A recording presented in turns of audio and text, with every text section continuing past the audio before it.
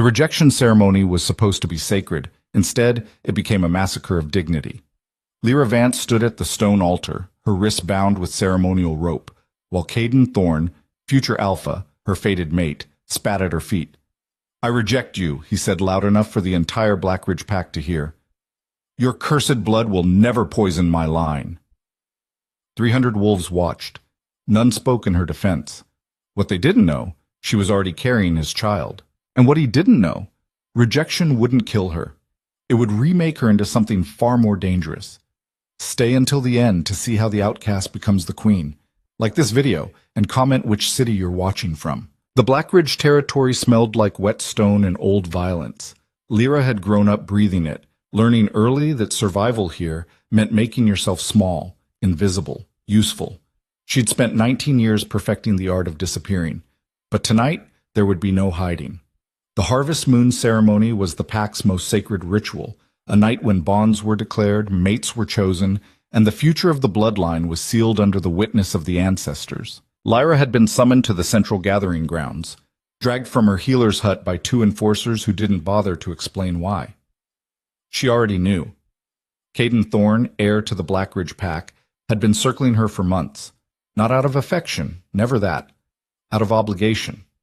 A cruel trick of biology had linked their scents, marking them as potential mates in the eyes of the pack's ancient laws. But Caden had made his feelings clear from the beginning. "You think I'd willingly tie myself to Vance filth?" he'd sneered 3 weeks ago, cornering her near the river. "Your bloodline is a stain. Everyone knows what your mother did." Lyra hadn't responded. There was no point. Her mother, Alara Vance, had died during a healing ritual gone wrong, accused of dark magic, condemned by the elders, executed before Lyra's 8th birthday. The pack had never forgiven the family name, and Lyra, marked by association, had spent her life atoning for sins she didn't commit. Now standing in the center of the ceremonial circle with torches blazing around her and 300 wolves forming a living wall of judgment, she felt the weight of that name crushing down. Caden stood across from her, dressed in the formal leathers of an alpha heir, dark, sharp, designed to intimidate.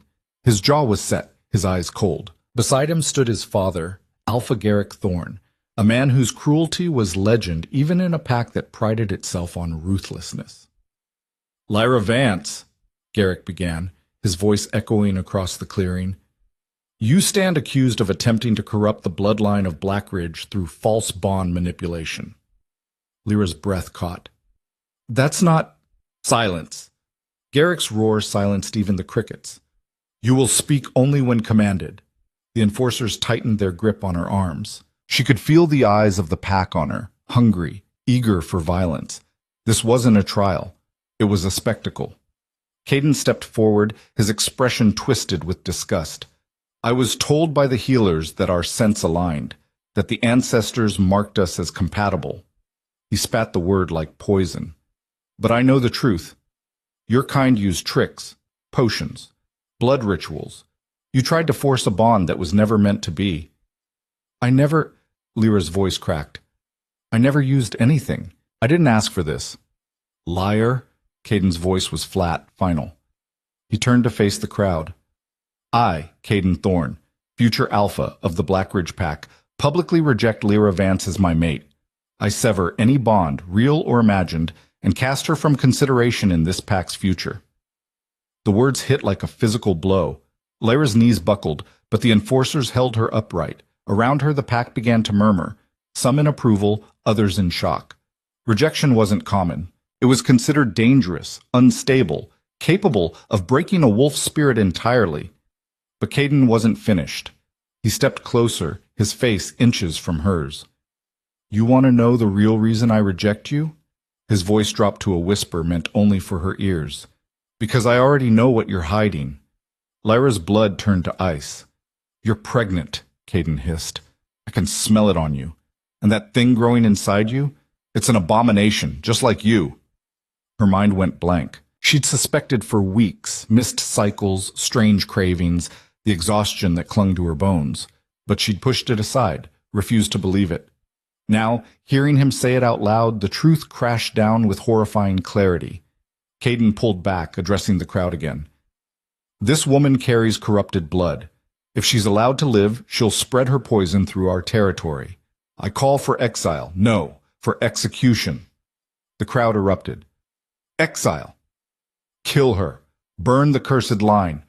Lyra's legs finally gave out. She collapsed to her knees, the rough stone scraping her skin. The enforcers released her, stepping back as if proximity alone might infect them. Alpha Garrick raised a hand, and the noise died. The law is clear, he said. A rejected wolf has 3 days to leave the territory. If she returns, she will be hunted and killed. 3 days isn't enough, Caden snarled. She's carrying... Enough. Garrick's tone allowed no argument.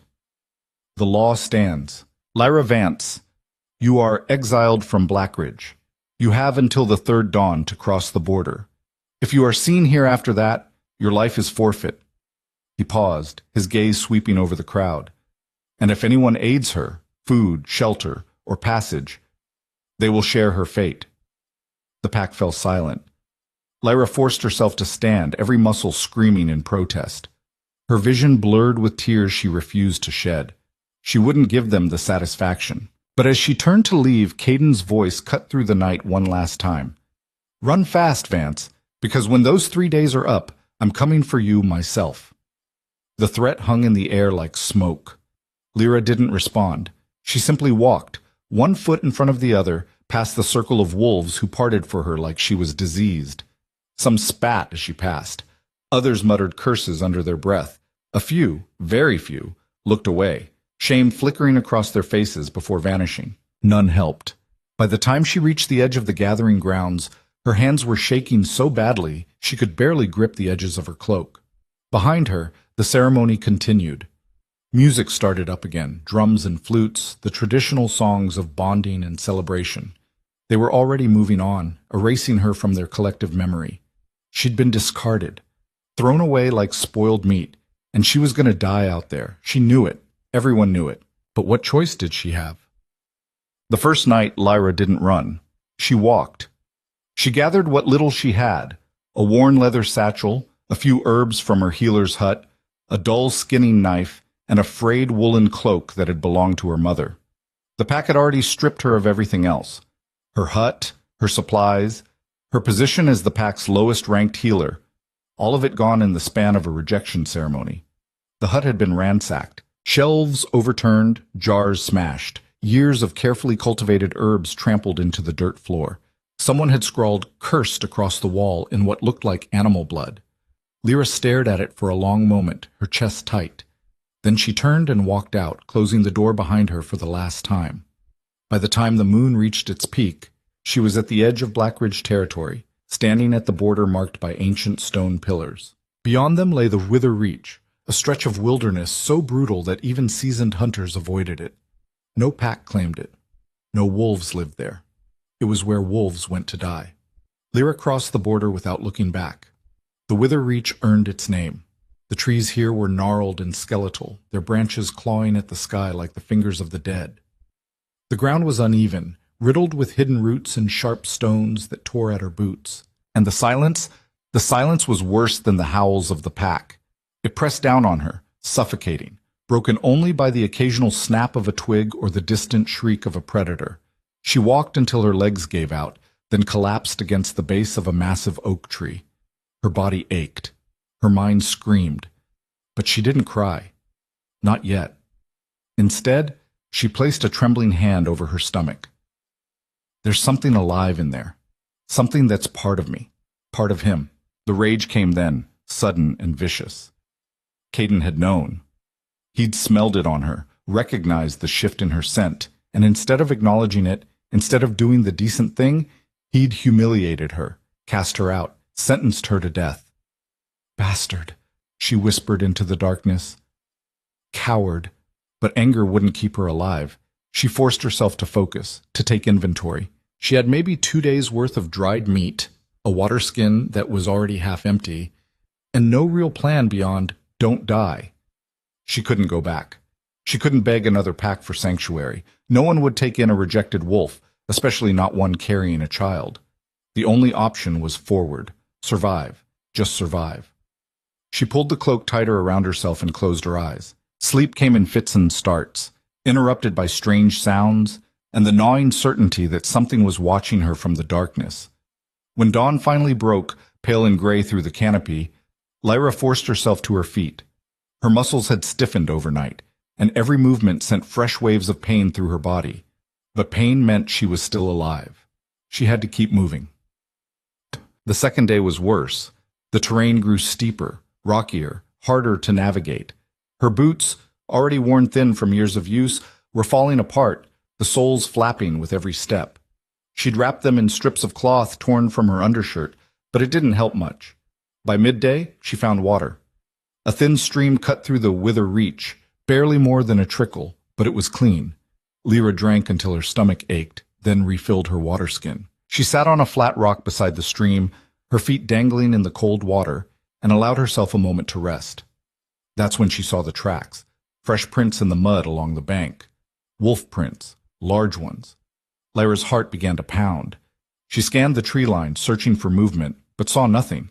Still, the tracks were recent, maybe an hour old, and they were headed in the same direction she was. She forced herself to stand, ignoring the protest from her aching feet, and kept moving. But now every shadow seemed threatening, every rustle of leaves made her jump.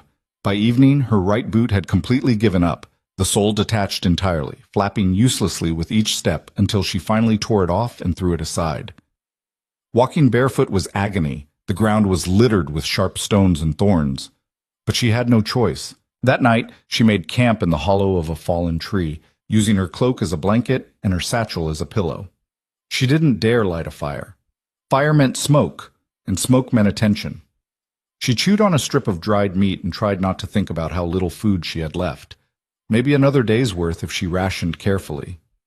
After that she'd have to hunt, or forage, or starve. One problem at a time. She was drifting off to sleep when she heard it. A howl, distant but unmistakable. Her eyes snapped open. Another howl answered the first, closer this time. Then a third, off to her left. They were triangulating her position. Lyra scrambled out of the hollow, her hands shaking as she stuffed her belongings back into the satchel. She didn't need to wonder who was out there. She already knew. Caden hadn't waited 3 days. He'd sent hunters after her. Or maybe he'd come himself. She forced herself to move, ignoring the pain in her feet, the exhaustion dragging at her limbs. The trees thickened here, offering some cover, but not enough, not nearly enough. The howls split into different directions. They were spreading out, cutting off escape routes. They're not just hunting, they're hurting. Panic clawed at her throat. She wasn't a fighter.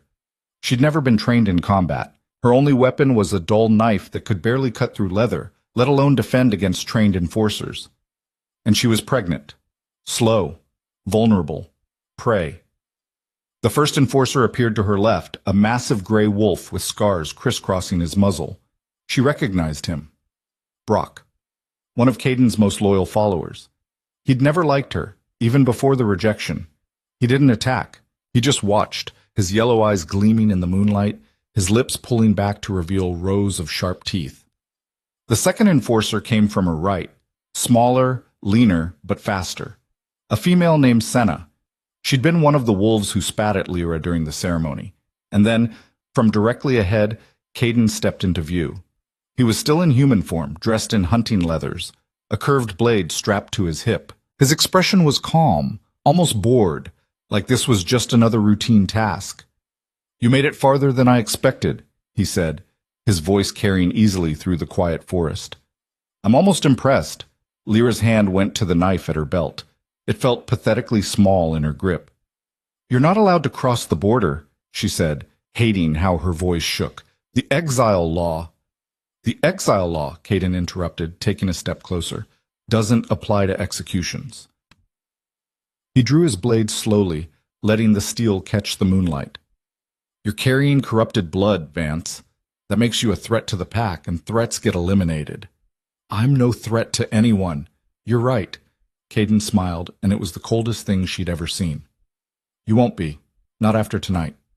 Brock and Senna began to close in, moving in perfect coordination. They'd done this before, hunted together, killed together. Lyra's mind raced. She couldn't fight them, couldn't outrun them. But maybe... She bolted. Not forward, where Caden stood blocking her path, but to the side, diving between two close-set trees that the larger wolves would have trouble navigating. Behind her, she heard snarls and the thunder of paws hitting the ground. "Don't let her reach the ravine!" Caden's voice, sharp with command. Lyra didn't know what ravine he was talking about, but she ran toward it anyway. Anything was better than staying here. The forest blurred around her. Branches whipped at her face, tore at her clothes. Her bare feet slipped on wet leaves, and she went down hard, the impact knocking the air from her lungs. She rolled, gasping, just in time to see Brock lunging for her throat. Instinct took over. She raised the knife, and the blade sank into the soft flesh of his shoulder. It wasn't deep. Her arm didn't have the strength for that, but it was enough to make him yelp and stumble sideways. Senna came at her from the other side, teeth snapping. Lyra kicked out blindly, her foot connecting with the wolf's ribs. Senna snarled, circling back for another attack. Lyra scrambled to her feet, but her ankle gave out. She'd twisted it in the fall.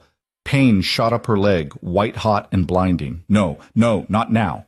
Brock was recovering, shaking his head, blood dripping from his shoulder. His eyes had gone feral, angry. Senna crouched, preparing to spring. Caden walked forward slowly, almost leisurely, like he had all the time in the world. "You know what the funny thing is?" he said conversationally. "I actually felt sorry for you once, back when we were kids. You were always so pathetic, always trying so hard to belong." He crouched down so he was eye level with her. "But then you had to go and ruin it. You had to get pregnant, force my hand." "I didn't force anything," Lyra spat, her voice raw. "You're the one who what? Made a mistake?" Caden laughed, bitter and sharp. "Yeah, I did. And now I'm fixing it." He stood, raising his blade. "Any last words?" Lyra's hand tightened on her knife. Her other hand pressed against her stomach, feeling the barely there curve of new life. "I'm sorry," she thought. "I tried." And then, suddenly, the forest exploded with noise. A roar, not a howl, but a roar, shook the trees. Brock and Senna scattered, their ears flattening, tails tucking. Even Caden stepped back, his blade lowering slightly as his head snapped toward the source of the sound. From the shadows, a wolf emerged. He was enormous, easily twice the size of any wolf Lyra had ever seen, his fur a deep midnight black that seemed to swallow the moonlight. His eyes were pale gold, sharp and calculating, and when he stepped forward, the ground seemed to tremble beneath his massive paws. Alpha energy radiated off him in waves so intense that Lyra felt it pressing against her chest like a physical weight. Brock and Senna immediately dropped into submissive postures, bellies low to the ground, heads down. Caden, to his credit, held his ground, but his knuckles were white around the hilt of his blade. "Core," he said, and the name came out tight, strained. The black wolf shifted. The transformation was fluid, seamless. One moment a beast, the next a man. He was tall, well over 6 feet, with broad shoulders and a build that spoke of brutal strength. His face was all hard angles, sharp jaw, high cheekbones, a scar cutting through his left eyebrow. His hair was dark, pushed back from his face, and his eyes were the same pale gold as his wolf form. He was bare-chested, wearing only dark pants that sat low on his hips, and his skin was marked with scars. Old ones. Battle ones. This was Draven Core, the Alpha King of the Northern Reach. Lyra had heard stories about him. Everyone had. He ruled the largest, most feared pack in the territories, and his reputation for brutality was matched only by his reputation for fairness. Cross him, and you died. Honor your word, and he'd defend you to the death. He was a legend, and he was standing 10 feet away from her, staring at Caden with an expression that could freeze blood. "You're in neutral territory, Thorn," Draven said, his voice low and rough. "That's a violation of the Accord." "She's Blackridge business," Caden snapped, but his voice had lost some of its earlier confidence. "This doesn't concern you. You're hunting a pregnant woman in the Wither Reach." Draven's gaze flicked to Lyra, who was still on the ground, bleeding and trembling. His expression didn't change, but something flickered in his eyes. "That makes it my concern." "She's corrupted," Caden insisted. "Dangerous. Her bloodline," Draven interrupted, "is none of your concern anymore. You rejected her. That means she's no longer bound to Blackridge law." He took a step forward, and Caden actually flinched. Which means you have no authority here. I have the right to protect my pack. From a half-starved healer with a twisted ankle? Draven's tone was mocking now. Tell me, Thorn, does that make you feel strong, hunting down a woman who can barely walk? Caden's jaw clenched. This isn't over, Core. No, Draven agreed, his voice dropping to something dark and dangerous. It's not, but it's over for tonight. For a long moment, no one moved. The tension was thick enough to choke on. Then, slowly, Caden sheathed his blade. We'll be back. I'm counting on it. Caden's eyes flicked to Lyra one last time, filled with something that might have been regret. Or hatred. She couldn't tell. Then he turned and disappeared into the trees. Brock and Senna followed, their heads still low, their movements quick and submissive. Silence fell. Lyra sat frozen, her back against a tree, her knife still clutched in her shaking hand. She didn't know whether to be relieved or terrified. Draven Core was still standing there, watching her with those unsettling gold eyes. You're bleeding, he said finally. I'm fine, Lyra lied. Her voice came out hoarse, barely audible. You're not. He crouched down, moving slowly, like he was approaching a wounded animal. Let me see. Don't. She flinched back. He paused. I'm not going to hurt you. Everyone says that. Fair enough. He stayed where he was, not moving closer. But you've got about 10 minutes before you pass out from blood loss and shock.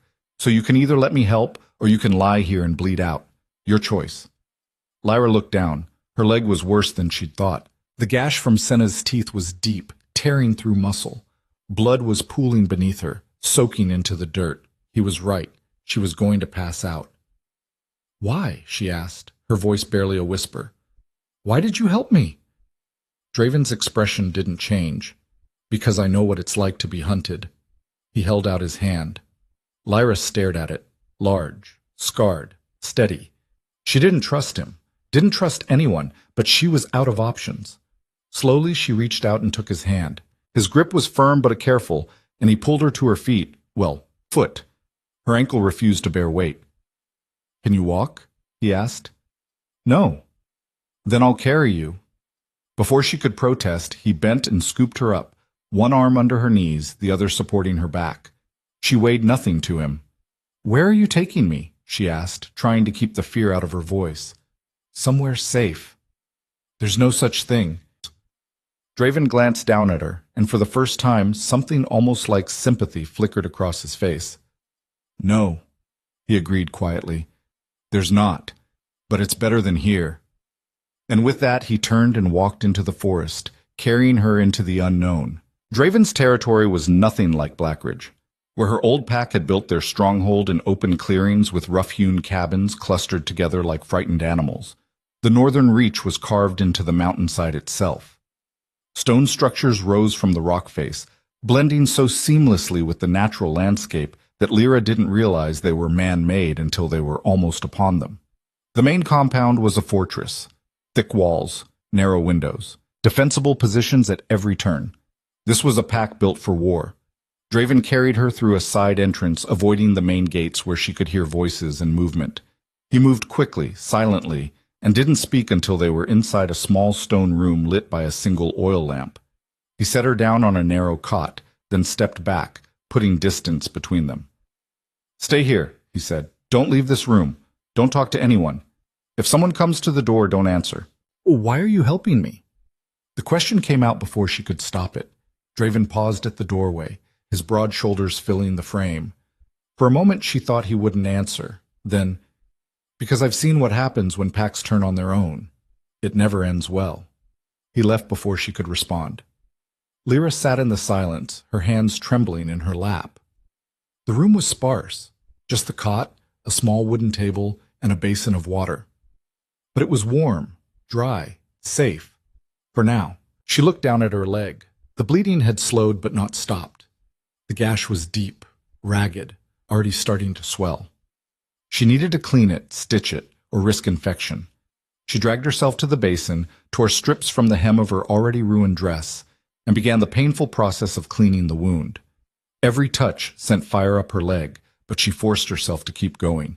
She'd stitched up other wolves countless times. Now she'd have to do it to herself. Her hands shook as she threaded the needle she'd salvaged from her satchel.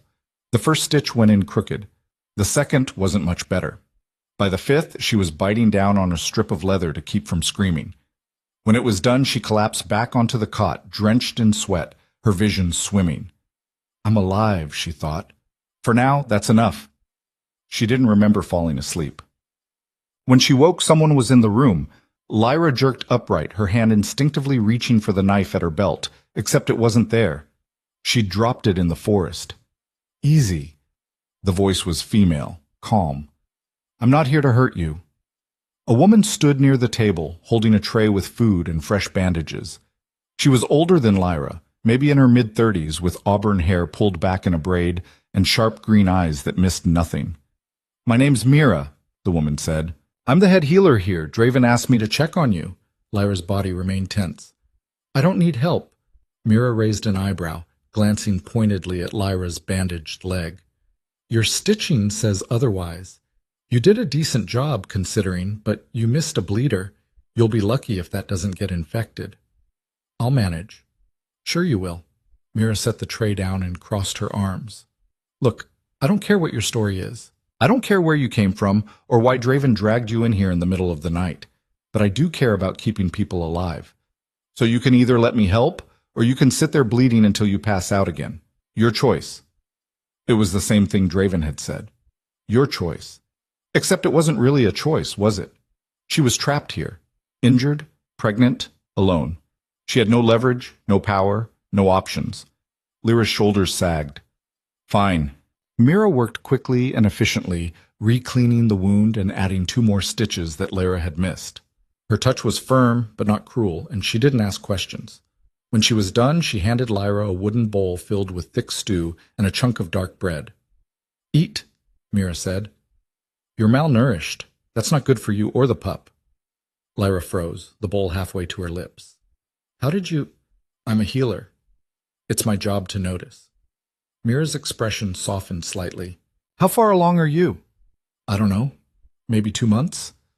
You need to eat more, rest more. You're running yourself into the ground. I didn't exactly have a choice, Lyra snapped. No, Mira agreed quietly. I don't suppose you did. She stood, gathering her supplies. Draven wants to see you when you're strong enough to walk. Don't rush it. He'll wait. Why is he doing this? Lyra asked. Helping me. He doesn't even know me. Mira paused at the door, her expression unreadable. Draven doesn't do anything without a reason.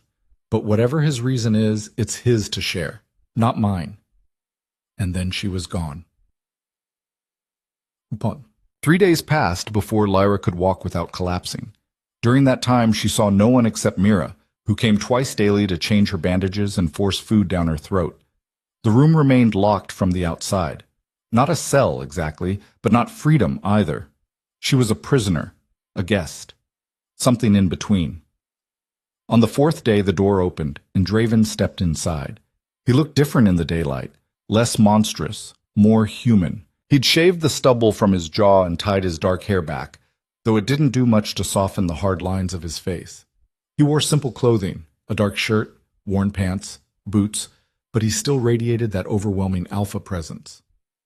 Lyra stood, leaning heavily on the table for support. You wanted to see me. You're healing. It wasn't a question. Thanks to your healer. Mira's good at what she does. He moved further into the room, but kept his distance. How are you feeling? Like I got mauled by wolves and left for dead. The sarcasm came out sharper than she'd intended. Draven's mouth twitched. Almost a smile. Fair. Silence stretched between them. Lyra broke it first. Why did you save me? I told you No, you gave me a line. I know what it's like to be hunted. That's not an answer. Draven's jaw tightened. For a moment she thought he'd leave without answering. Then he sighed, running a hand through his hair. 20 years ago, my father was Alpha King of the Northern Reach. He was a good leader, fair, strong. But he made enemies. One of them orchestrated a coup, framed him for treason, turned half the pack against him. My mother and sister were killed in the attack. My father was executed. Lyra's breath caught. I was 14, Draven continued, his voice flat. I survived because I ran. Spent 2 years in the wild, hunted by the wolves who'd taken over my father's territory. When I finally came back, I challenged the false alpha and killed him, took back what was mine. He met her eyes, and she saw something cold and ancient there. So yeah, I know what it's like to be hunted, to have your own people turn on you for something you didn't do. I'm sorry, Lyra whispered. Don't be. It made me stronger. He paused. The question is, will it make you stronger? I don't understand. You have 3 options, Draven said. 1, you can leave. I'll give you supplies, point you toward neutral territory, and you're on your own. 2, you can stay here as a refugee. You'll be fed, sheltered, protected. But you'll have no rank, no voice, no power. You'll exist at my mercy. And the 3rd option? You stay and earn your place. You work. You contribute. You prove you're more than just a victim. Lyra laughed, bitter and sharp. I'm pregnant, injured, and hated by the only pack I've ever known. What exactly do you think I can contribute? You're a healer. A cursed healer. No one will let me touch them. My wolves will. Draven's tone left no room for argument. If I say you're trustworthy, they'll listen, but you have to prove me right. 1 mistake, and you're out. Understood? It wasn't a generous offer. It was a test, but it was more than anyone else had given her. Fine, Lyra said. I'll stay. I'll work. Good. Draven turned to leave, then paused. One more thing. Caden Thorne violated the accord by hunting you in neutral territory. That gives me leverage. If he comes after you again, he's not just fighting you, he's fighting me. He'll come, Lyra said quietly. He won't stop until I'm dead. Then he'll die trying. The certainty in his voice sent a chill down her spine. Earning her place was harder than she'd expected. The Northern Reach wolves didn't trust her. They tolerated her because Draven commanded it, but their eyes followed her everywhere, cold and suspicious. When she walked through the compound, conversations stopped. When she entered the healer's den to assist Mira, wolves would request different hands. Give it time, Mira said one afternoon as they ground herbs together. They'll come around. Will they? Lyra asked. Depends. Can you handle the work? The work was brutal. The Northern Reach was constantly in conflict. Border skirmishes, rogue attacks, challenges from rival packs. Injured wolves came through the healer's den daily. Mira expected Lyra to keep up, pregnancy be damned. She stitched wounds, set bones, mixed poultices for infections and fevers. She worked until her hands cramped and her back ached and she could barely stand. And slowly, very slowly, the wolves began to notice. You're good at this, one young fighter said grudgingly as Lyra wrapped his dislocated shoulder. Better than I expected. Thanks, Lyra said dryly. That's almost a compliment. He grinned. Don't let it go to your head, Vance. But word spread. The outcast can heal. She's not useless. It wasn't acceptance, but it was a start. 2 months into her stay, everything changed. Lyra was in the healer's den, organizing supplies, when she heard the alarm horns. 3 sharp blasts, the signal for an external threat. Mira's head snapped up. Raiders. What do we do? We get ready for casualties. Mira was already moving, pulling out field kits and laying them on the table. They'll bring the wounded here. Be ready. The first wave arrived within minutes. 5 wolves, bloodied and snarling, carried in by their packmates. Mira took the worst cases, barking orders at Lyra to handle the others.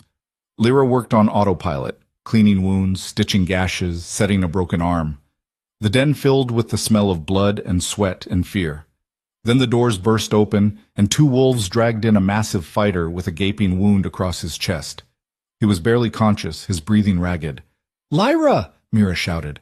I need you here, now! Lyra ran over, her hands already reaching for bandages, but when she saw the wound, her stomach dropped. It was deep, arterial. He was bleeding out. We need to cauterize it, Mira said.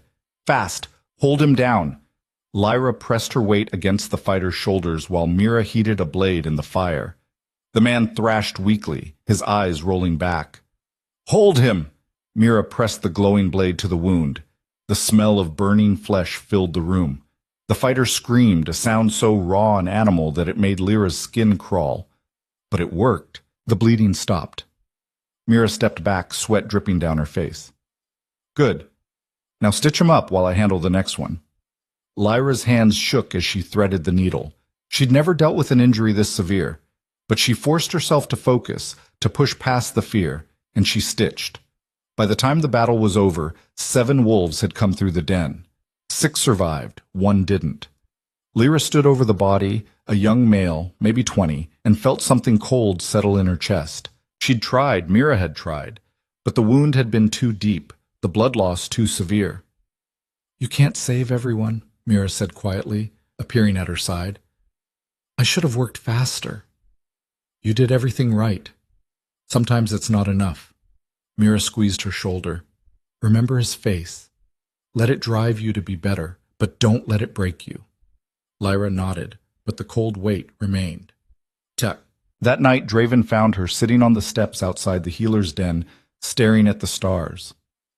"You did well today," he said, sitting down beside her. "I lost someone." "I know. I lost 3. Lyra looked at him. "How do you do it? Send people to die and just keep going?" "Because if I stop, more people die." His voice was quiet, rough. "Every decision I make costs something. I just have to make sure it's worth the price." "And is it? Worth it?" Draven was silent for a long moment. Then, "Ask me again in 10 years. They sat in silence, watching the stars, and for the first time since her exile, Lyra felt something other than fear or anger. She felt almost at peace. The peace shattered 2 weeks later. Lyra was 7 months pregnant now, her belly round and heavy. Mira had restricted her to light duties, mixing medicines, organizing supplies, teaching younger healers. No more heavy lifting, no more battlefield work. She just finished cataloging a shipment of herbs when she heard shouting from the courtyard, then screaming. She rushed to the window and saw chaos. Wolves running, steel flashing, blood, raiders, again. But something felt wrong. This wasn't a skirmish. This was an invasion. The doors to the healer's den burst open. Draven strode in, his face grim, blood splattered across his chest. "We're evacuating the non-combatants," he said. "You need to go. Now." "What's happening?" "Caden Thorne brought his entire pack. This isn't a raid, it's a war." Lyra's blood turned to ice. "He's here for me." "Yes." Draven's expression was hard. "Which is why you're leaving. Mira will take you to the southern tunnels. There's a safe house 3 miles out. You'll wait there until this is over." "No. This isn't a debate. He's here because of me." Lyra's voice cracked. "If I leave, he'll destroy everything, your pack, your people, all because you helped me. And if you stay, he'll kill you." "Maybe." She met his eyes. "Or maybe I can end this." "How?" "Let me talk to him. Let me offer him what he wants." "You?" Draven's voice was flat. "He wants you dead." "He wants the child dead," Lyra corrected. "If I offer him that, if I tell him I'll leave, that I'll make sure the bloodline ends, maybe he'll stop." "You'd sacrifice your child?" "I'd lie." Her voice was cold. "I'd say anything to get him to call off his wolves, and then when he's close enough, I'd kill him myself." Draven stared at her, something like respect flickering in his eyes. "You can't fight. You're 7 months pregnant." "I don't need to fight. I need one opening, one moment." She pulled a small vial from her pocket. Concentrated nightshade, something she'd been preparing for emergencies. "This works fast. He won't see it coming. This is insane. This is the only way." Outside, the sounds of battle intensified. Draven's jaw clenched. "If you do this, you'll be putting yourself in the middle of a war zone. I can't protect you." "I'm not asking you to." Lyra's hand went to her belly. "But I'm asking you to protect this child if I fail. Promise me. Please." Draven looked at her for a long moment. Then he nodded, slow and deliberate. "I promise." "Then let's end this." They found Caden in the center of the courtyard, surrounded by his enforcers. He was covered in blood, some his, most not. When he saw Lyra, his eyes went wide with recognition. Then fury. There she is, he roared. The cursed bitch who started all this. Draven stepped forward, his voice cutting through the chaos. Stand down, Thorn. This doesn't have to end in more bloodshed. It ends when she's dead, Caden spat. She and that abomination she's carrying. I'll go, Lyra said, her voice loud enough to carry. I'll leave the Northern Reach. I'll disappear. You'll never see me again. Caden laughed. You think I'm stupid? You'll run, hide, and raise that thing to come after me one day. No, this ends tonight. Then let's end it, Lyra said. She stepped forward, away from Draven, her hands raised. No weapons, no tricks, just you and me. You can't fight me. I know. She took another step. But I can offer you something better, the truth. Caden's eyes narrowed. What truth? About my bloodline. About what your father's been hiding. That got his attention. He signaled his wolves to hold, then approached slowly, suspicion written across his face. Talk. Lyra's hand slipped into her pocket, fingers closing around the vial. My mother wasn't cursed. She was murdered. By your father. Because she discovered something he didn't want anyone to know. You're lying. Am I? She was close now. 5 feet, 4. Ask yourself why he was so eager to have me killed. Why he pushed for my execution instead of exile. What's he afraid of? Caden's expression flickered. Doubt, anger, confusion. You want the truth? Lyra whispered. It's in your father's private study. Hidden documents. Proof of what he did. What did he do? He stole the Alpha position. Your bloodline isn't legitimate. Caden's face went white. That's... Lyra struck. She pulled the vial, unstoppered it, and threw the liquid directly into his face. Nightshade concentrate, lethal on contact with the eyes and mouth. Caden screamed, his hands clawing at his face. His enforcers surged forward, but Draven's wolves were faster, forming a wall between Lyra and the Blackridge pack. Get her out of here, Draven roared. But Lyra didn't run. She stood frozen, watching as Caden collapsed, convulsing, foam bubbling from his lips. It took less than 30 seconds. Then he was still. The courtyard fell silent. Lyra's legs gave out.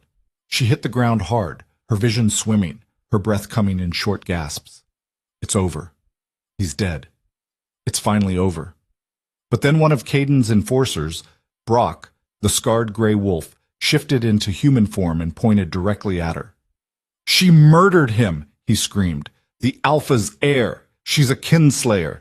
The Blackridge wolves erupted in rage, surging forward despite Draven's warriors trying to hold them back. And in the chaos, Lyra felt something wet and warm spreading down her legs. She looked down. Blood. No, she whispered. No, not now, please, not now. But her body didn't listen. Pain tore through her abdomen, sharp and vicious, and she doubled over with a scream. Mira appeared at her side from nowhere, her face pale. She's going into labor. We need to move her, now. Draven scooped Lyra up as easily as he had that first night and ran. Behind them, the compound descended into chaos, snarls and screams, and the wet sound of steel meeting flesh. But Draven didn't slow. He carried Lyra through corridors she'd never seen, down spiral staircases cut into the mountain itself, deeper and deeper until the sounds of battle faded to distant echoes. Hold on, he said, his voice tight. Just hold on. Lyra couldn't answer. Another contraction tore through her, and she bit down on her lip hard enough to draw blood. It was too early. 7 months. The baby wasn't ready. She wasn't ready. Please. Not like this. They burst into a chamber carved from natural stone, lit by dozens of oil lamps. Mira was already there, along with 2 younger healers Lyra recognized from the den. They'd prepared. Blankets, water, instruments laid out on a stone table. Put her here. Mira gestured to a raised platform covered in clean cloth. Draven set her down carefully, but Lyra's fingers clenched around his arm, refusing to let go. Don't leave, she gasped. I have to get back. Please, her voice broke. If I die, if something goes wrong, someone needs to be here. For the baby. You promised. His jaw tightened. Then he nodded and stepped back, positioning himself near the entrance where he could watch both the corridor and the chamber. Mira moved to Lyra's side, her hands already assessing, pressing gently against her swollen belly. How long between contractions? I don't know, 2 minutes? Maybe less. And the bleeding? It hasn't stopped. Mira's expression went carefully blank, which was somehow worse than panic. All right, we're going to get through this, but I need you to focus. Can you do that? Lyra nodded, though she wasn't sure it was true. Good. Now breathe with me. In through your nose, out through your mouth. The next contraction hit like a hammer. Lyra screamed, her back arching, her nails digging into the cloth beneath her. That's it, Mira said, her voice steady. Let it come. Don't fight it. Don't fight it. Easy for her to say. Every instinct Lyra had screamed to fight, to resist, to make it stop. But there was no stopping this. Hours blurred together, or maybe minutes. Time lost meaning, replaced by waves of agony that crashed over her again and again. She heard herself making sounds she didn't recognize, animal sounds, desperate and raw. Somewhere above them, the battle raged on. She could feel it through the stone. Vibrations, tremors, the occasional boom that made the oil lamps flicker. How many had died already? How many more would die before this ended? I can see the head, one of the younger healers said, her voice shaking slightly. Good. Lyra, on the next contraction, I need you to push. Everything you have. Understand? Lyra managed a nod. Sweat dripped into her eyes, blurring her vision. Her whole body felt like it was being torn in half. The contraction came and she bore down with every ounce of strength left in her body. Something tore. She felt it. A sharp, wet, ripping sensation deep inside. Screamed until her throat went raw. Again, push! She pushed, and again. Her vision tunneled. The edges went dark. She could hear Mira shouting something, but the words didn't make sense anymore. Everything was pain and pressure and the overwhelming certainty that she was dying. This is it. This is how it ends. And then suddenly, there was a different sound. High-pitched, furious, alive. A baby's cry.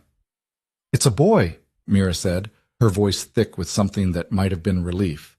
You have a son. Lyra's vision swam back into focus. Is he... He's small, too small, but he's breathing. He's alive. They placed him on her chest, and Lyra looked down at the tiny, wrinkled creature that had been growing inside her for 7 months. He was so small he fit in her 2 hands. His skin was mottled red and purple, and his eyes were squeezed shut against the sudden brightness of the world. His fingers, impossibly small fingers, clenched and unclenched.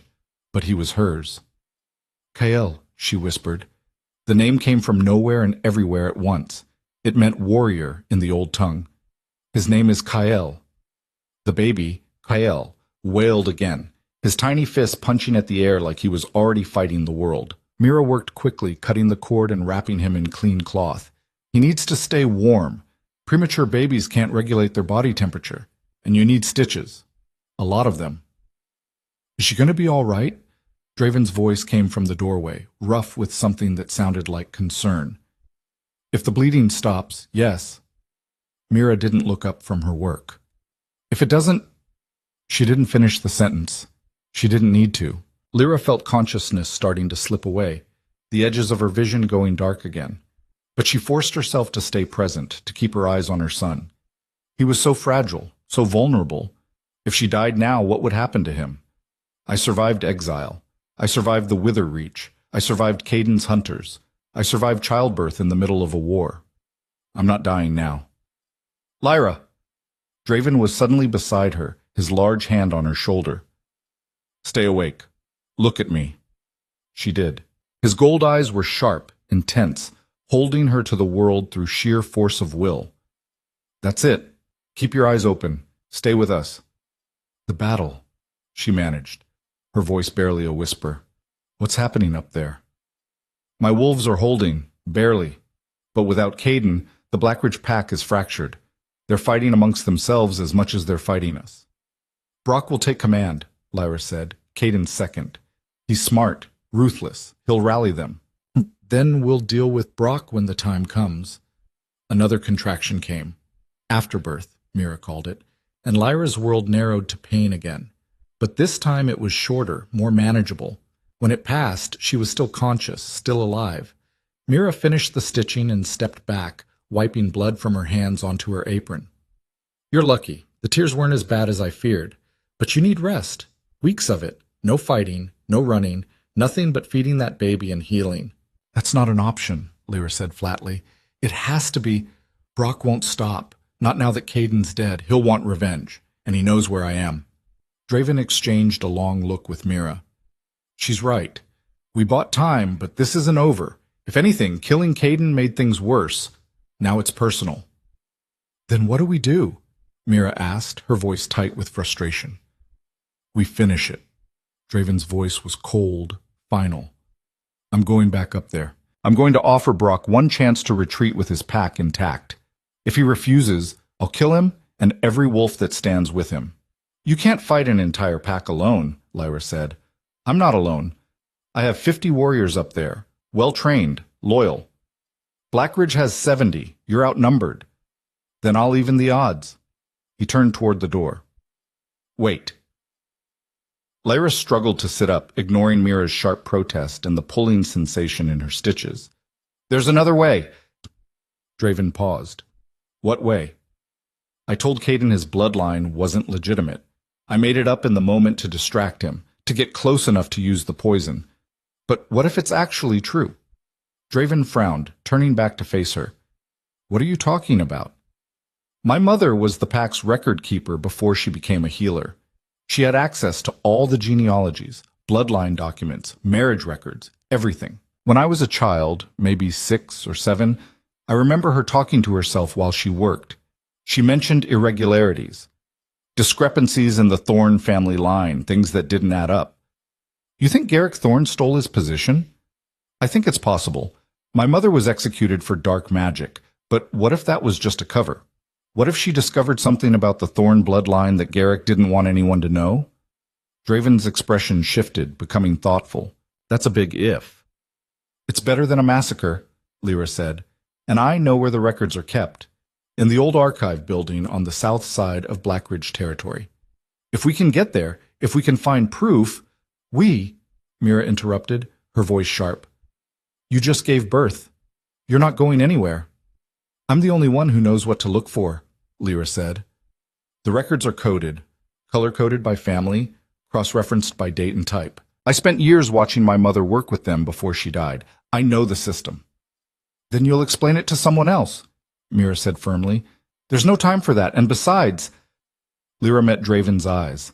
"I'm the only one they might hesitate to kill on sight. If they catch your warriors in their territory, it's an act of war. But me? I'm already exiled, already declared dead. I'm a ghost. I can move through places your warriors can't." That was only partially true. If any Blackridge wolf spotted her, they'd probably kill her immediately, but it sounded convincing. Draven studied her for a long moment, his expression unreadable. "You're serious about this?" "Completely. You could die." "I'm already supposed to be dead. What's the difference?" She looked down at Kael, sleeping peacefully against her chest. "But if we can prove the Thorn line is false, the entire Blackridge pack will turn on Garrick. The war ends without more bloodshed. And if we can't prove it, then we're no worse off than we are now." Draven's jaw worked. He looked at Mira. "Can she physically do it?" "Absolutely not," Mira said flatly. "She's lost blood, she's been torn open, and she has a newborn who needs her every 2 hours. This is insanity." "That's not what I asked. Can she physically survive the journey?" Mira's expression hardened. "If she keeps the bleeding under control and doesn't tear her stitches open, maybe. Maybe. But it's a terrible idea, and I'm officially advising against it." "Noted." Draven turned back to Lyra. "If we do this, we do it my way. You follow orders, no arguments, no heroics. If I say run, you run. If I say hide, you hide. Understood?" "Understood." "And the baby stays here with Mira." Lyra's arms tightened instinctively around Kael. "No." "Lyra, ikakul." I said no. I just spent 7 months carrying him while everyone in the world tried to kill us.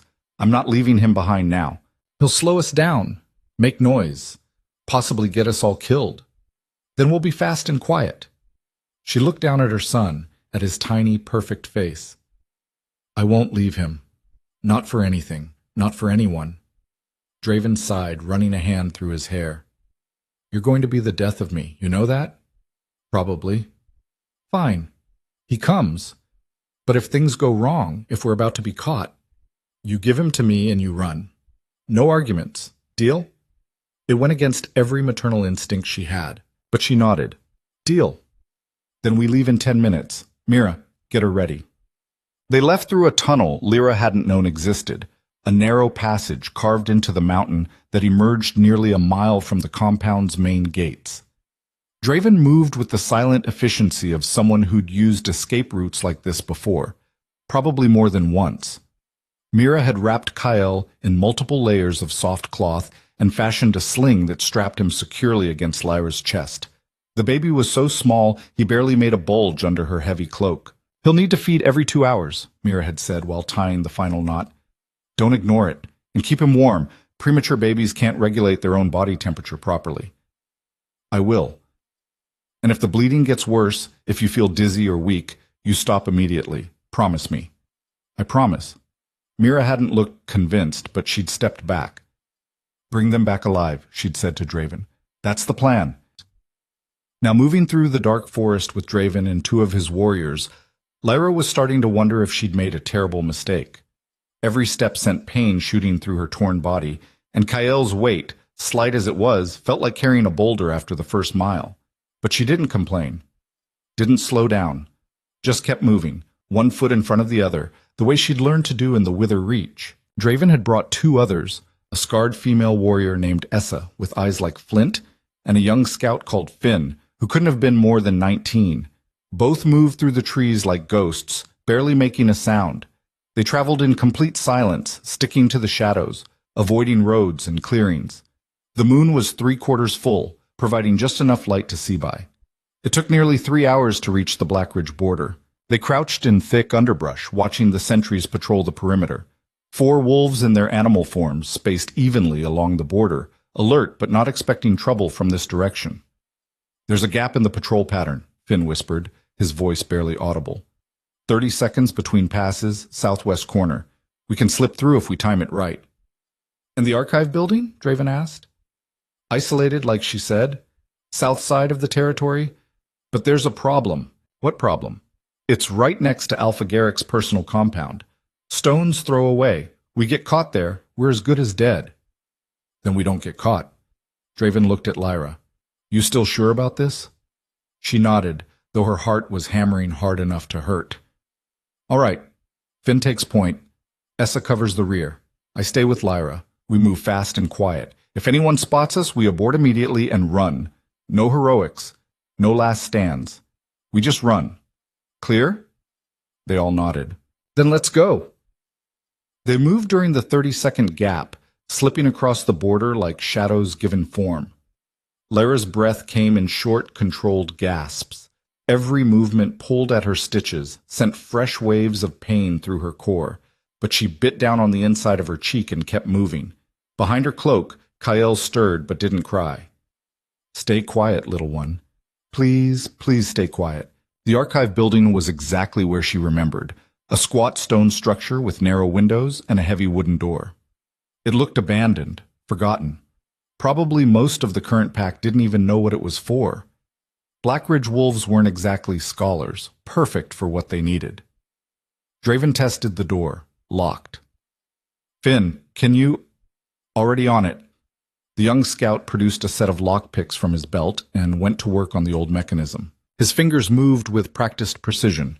10 seconds later, something clicked, and the door swung open with a soft creak. They slipped inside quickly, pulling the door shut behind them.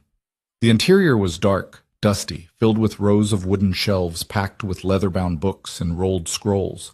The air smelled like old parchment, mildew, and decades of neglect. Moonlight filtered through the narrow windows, casting long shadows. Where? Draven asked quietly. Bloodline records are kept in the back section. They're color-coded by family name. Thorn lineage should be marked in red leather.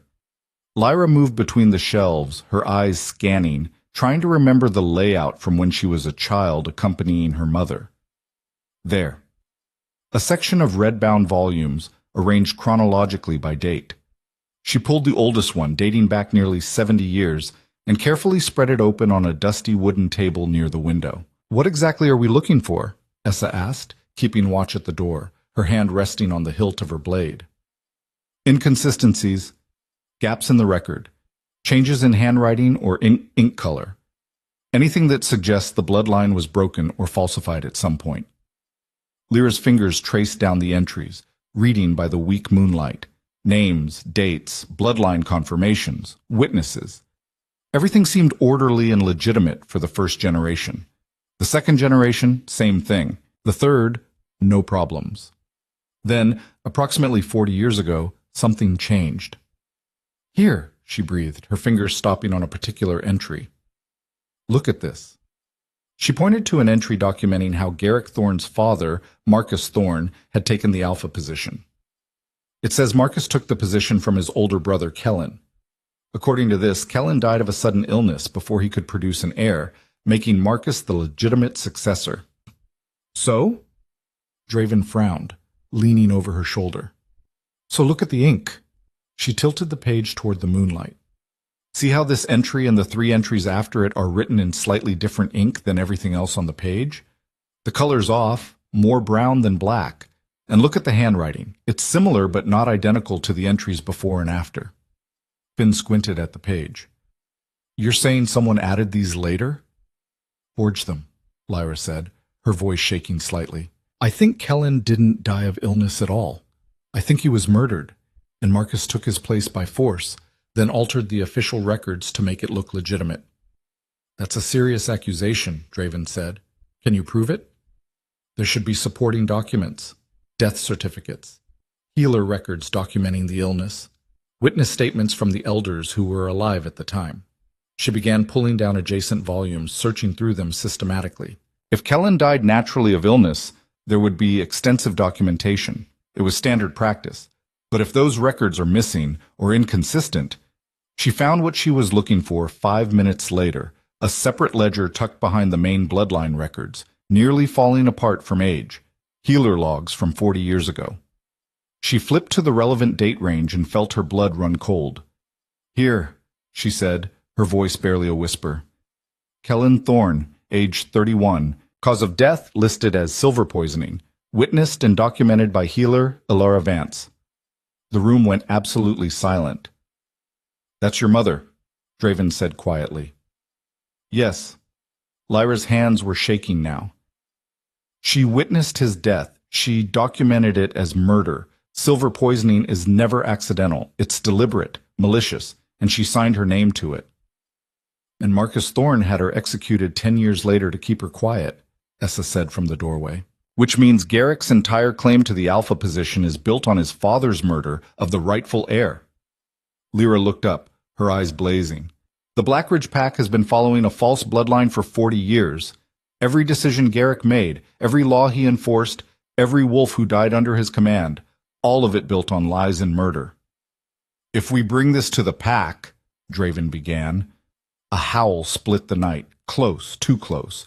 Then another and another. "They found us," Essa hissed, her blade already drawn. "Multiple contacts, coming fast from 3 directions." "How many?" Draven demanded. "At least 10, maybe more." "Can we make it back to the border?" "Not carrying her and a baby. They'll run us down in under a minute." Draven's jaw clenched. He grabbed the healer's ledger and the bloodline volume. "Then we fight our way out. Finn, you take—" "No," Lyra interrupted. "There's another way." "What way?" "We use what we found. Right now." She stood, clutching Kyle against her chest with one arm. "We don't run. We confront them, show them the proof, force them to see the truth." "That's insane," Finn said. "They'll kill us before we get 2 words out." "Maybe," Lyra said. "Or maybe they'll hesitate just long enough to listen. These wolves aren't mindless killers. They're scared, angry, confused because their future alpha just died. If we can give them a reason to doubt Garrick, a real documented reason, some of them might break ranks." "And if they don't?" Essa asked. "Then we're dead either way. But at least this way there's a chance." The howls were getting closer. They had maybe a minute before the Blackridge wolves surrounded the building. Draven looked at her, his gold eyes searching her face. Then he nodded sharply. All right, we do it your way. But stay behind me. And if things go wrong, I know, I run. She adjusted Kael's sling, making sure he was secure. They stepped out of the archive building just as the first wolves arrived. Brock was leading them, the massive gray wolf with scars across his muzzle, Caden's second-in-command and most loyal follower. He shifted to human form as his pack surrounded them, at least 15 wolves in total, all teeth and fury. Well, well, Brock said, his voice dripping with venom. The cursed bitch returns to the scene of her crimes. How convenient. We're not here to fight, Draven said, his voice calm but carrying an undercurrent of lethal promise. We're here to show you the truth. The truth? Brock laughed, harsh and bitter. The truth is she murdered Caden, poisoned him like the snake she is, and now she's going to pay for it. Caden violated the exile accord, Lyra said, stepping forward despite Draven's warning hand on her arm. He hunted me in neutral territory. He tried to murder me and my unborn child. Everything he did was illegal under pack law. He had every right, Brock snarled.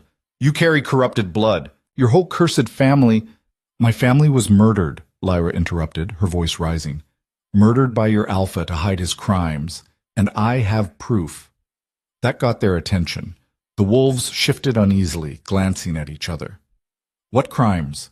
One of them asked, a younger female with brown fur and uncertain eyes. Lyra held up the ledger. Marcus Thorne, Garrick's father, murdered his own brother Kellen 40 years ago to steal the alpha position. My mother witnessed it, documented it, and Garrick had her executed to keep the truth buried. That's a lie, Brock said, but there was a flicker of uncertainty in his voice now. Is it? Lyra opened the ledger to the relevant page. Silver poisoning, documented by healer Elara Vance, my mother, the same woman Garrick accused of dark magic and had executed 10 years later. Why would he wait 10 years if she was really practicing dark magic? Why not execute her immediately? Because she knew, the brown-furred female said slowly, shifting to human form. She was young, maybe mid-20s, with sharp, intelligent eyes. She knew about the murder, and he needed time to discredit her first. Exactly, Lyra said. And look at the bloodline records. The entries documenting Marcus's succession are forged, different ink, different handwriting. Someone altered them after the fact. Show me, the female demanded. Lyra held out the bloodline volume, pointing to the relevant entries. The female studied them carefully, her expression growing darker. She's right, the female said finally. These have been tampered with. I've seen enough official documents to recognize a forgery. This proves nothing, Brock roared. Old documents, suspicious ink, that could be anything. Deterioration, mistakes, or it could be exactly what she says it is, another wolf said, an older male with gray in his fur. I remember when Elara Vance was executed. I was young, but I remember. It never sat right with me. She was a good healer, honest. Why would she suddenly turn to dark magic? Because she was cursed, Brock insisted. Or because she knew something that threatened the Alpha, Lyra said. Something worth killing for, worth lying for, worth building 40 years of false legitimacy on top of. The wolves were murmuring now, arguing amongst themselves. The certainty was cracking. Even if this is all true, Brock said, his voice desperate now, it changes nothing. Garrick is still our alpha. His bloodline is false, Draven cut in, his voice like iron. Which means every law, every decree, every decision made under his authority is illegitimate, including Caden's rejection of Lyra, including the order to execute her child, all of it built on a foundation of lies and murder. No, Brock whispered, but the fight was draining out of him. No, this can't be. It's true, a new voice said. Everyone turned. Alpha Garrick Thorne stood at the edge of the gathering, flanked by a dozen of his personal guard. He looked old suddenly, his face drawn, his shoulders slumped, like he'd aged a decade in a single night. Father? Brock's voice cracked. What are you— The girl is telling the truth, Garrick said quietly, his voice carrying despite its softness. All of it. Shock rippled through the pack like a physical wave. My father murdered Kellen, Garrick continued, his gaze distant. Poisoned him with pure silver over the course of 3 days. Made it look like a wasting illness. But Alara Vance was too good at her job. She recognized the signs, documented everything. Why didn't she report it? The brown-furred female asked. She did. To me. Garrick's laugh was bitter. She came to me privately, thinking I'd want to set things right. Restore Kellen's line to power. Do the honorable thing. Instead, His voice caught. I spent the next 10 years systematically destroying her reputation, planting evidence of dark magic, turning the pack against her, and then I had her executed in front of everyone, including her 8-year-old daughter. Lyra felt tears burning in her eyes, but refused to let them fall. Why? She asked, her voice raw. Why tell us this now? Garrick finally met her eyes. Because I'm tired. 40 years of lying. 40 years of looking over my shoulder. 40 years of knowing that everything I built was rotten at the core. He drew a blade from his belt, a ceremonial knife with a silver handle. The law is clear. A false alpha, once exposed, must answer for his crimes. Father, no! Brock started forward. Stay back! Garrick's voice cracked like a whip. He looked at his pack, the wolves who'd followed him, trusted him, bled for him. I failed you, all of you. I let my father's sins become my own, let them poison everything we were supposed to stand for. He turned the blade in his hand, studying it. Any of you want to be the one? He asked. Want to avenge all those I wronged, all those who died believing in a lie? No one moved. No one spoke. No? Garrick's mouth twisted in something that might have been a smile. Then I suppose I'll have to do it myself. Wait, Lyra started to say, but it was too late. Garrick drove the silver blade into his own heart with both hands, bearing it to the hilt. He was dead before his body hit the ground. The silence that followed was absolute. Even the wind seemed to stop. Then, slowly, one by one, the Blackridge wolves dropped to their knees. Not in grief, in submission, to Lyra. No, Lyra whispered, taking an involuntary step backward. No, I'm not. I can't. You exposed the corruption, the brown-furred female said, still kneeling. You brought truth to light after 40 years of darkness. That makes you the one who broke the false bloodline. But I'm not. I don't want to lead, Lyra protested. I'm just trying to survive, to protect my son. You did more than survive, an older wolf said. You fought back. You refused to accept the lies we'd all been living under. That takes strength we haven't seen in decades. Brock was still standing, his fists clenched, his face twisted with rage and grief, and something that might have been shame. This is madness, he spat. She's an outsider. She murdered our future alpha. Our false future alpha, the brown-furred female corrected gently. Caden had no legitimate claim. Neither did Garrick. The true bloodline died with Kellen 40 years ago. Then who does have a claim? Brock demanded. No one, the female said simply, which means we're free to choose for ourselves. For the first time in 40 years, we can choose an alpha based on strength and merit instead of corrupted bloodlines. She looked at Lyra. You proved yourself stronger than all of us, smarter, braver. You survived things that would have killed any of us. You deserve to lead. I don't want to lead Blackridge, Lyra said firmly. I want nothing to do with this pack. You exiled me, cast me out, tried to kill my child. Why would I ever want to lead you? Because we need you, the female said quietly. Because we're lost. We've been following false alphas and corrupt laws for so long we don't know what's real anymore.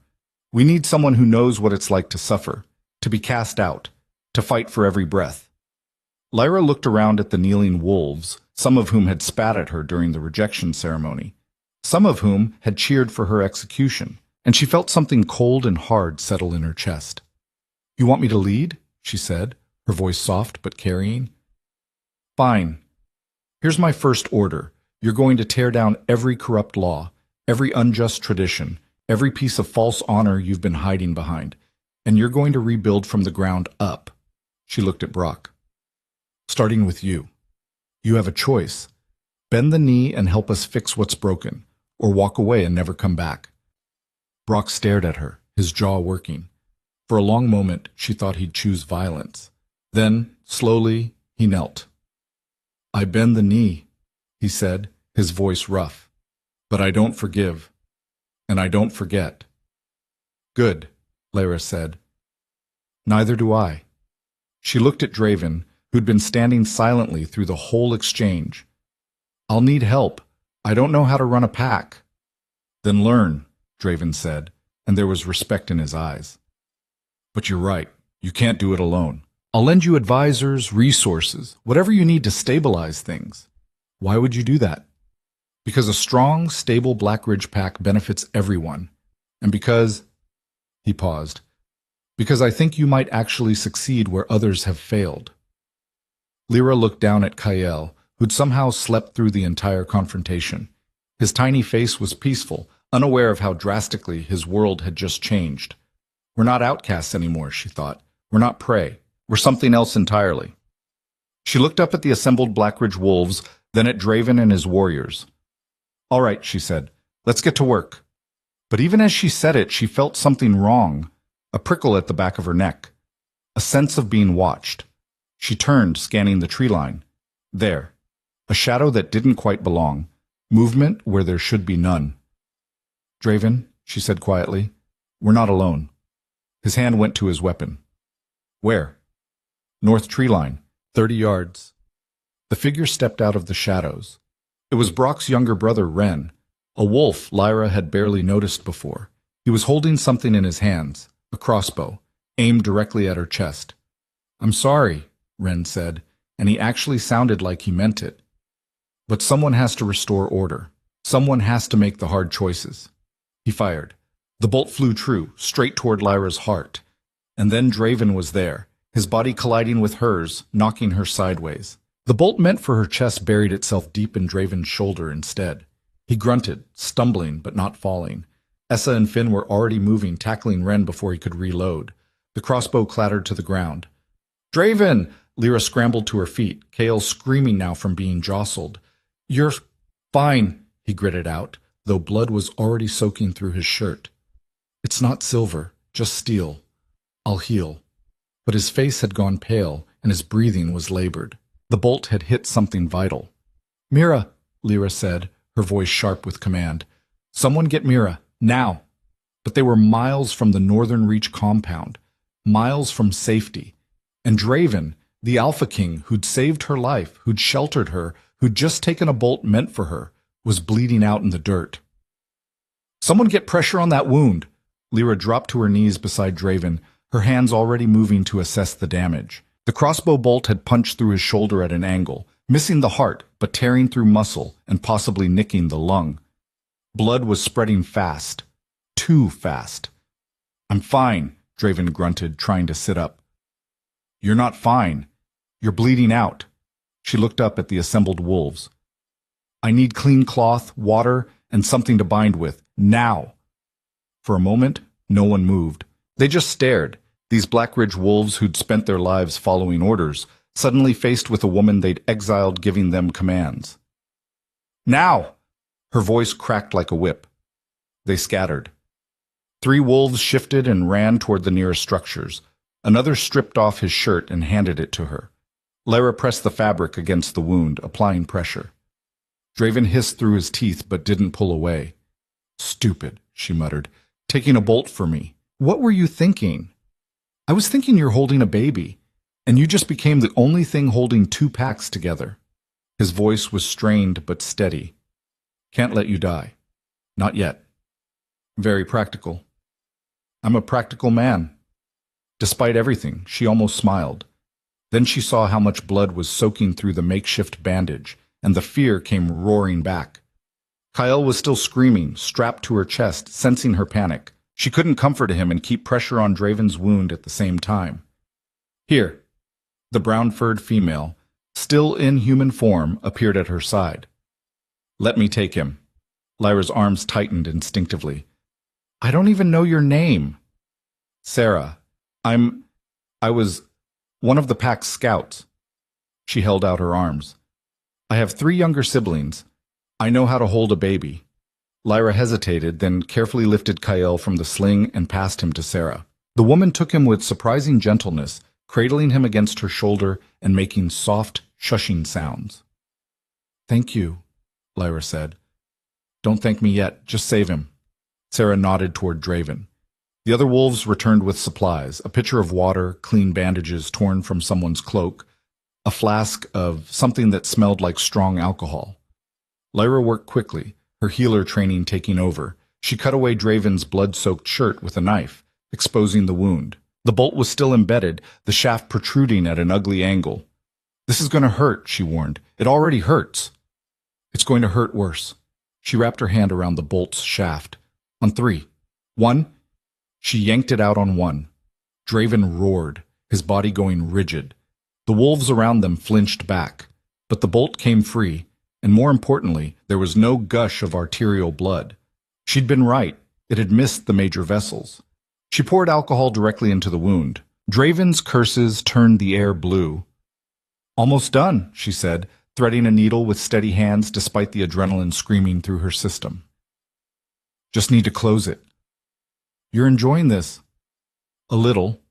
She stitched quickly, pulling the torn flesh back together with practiced efficiency.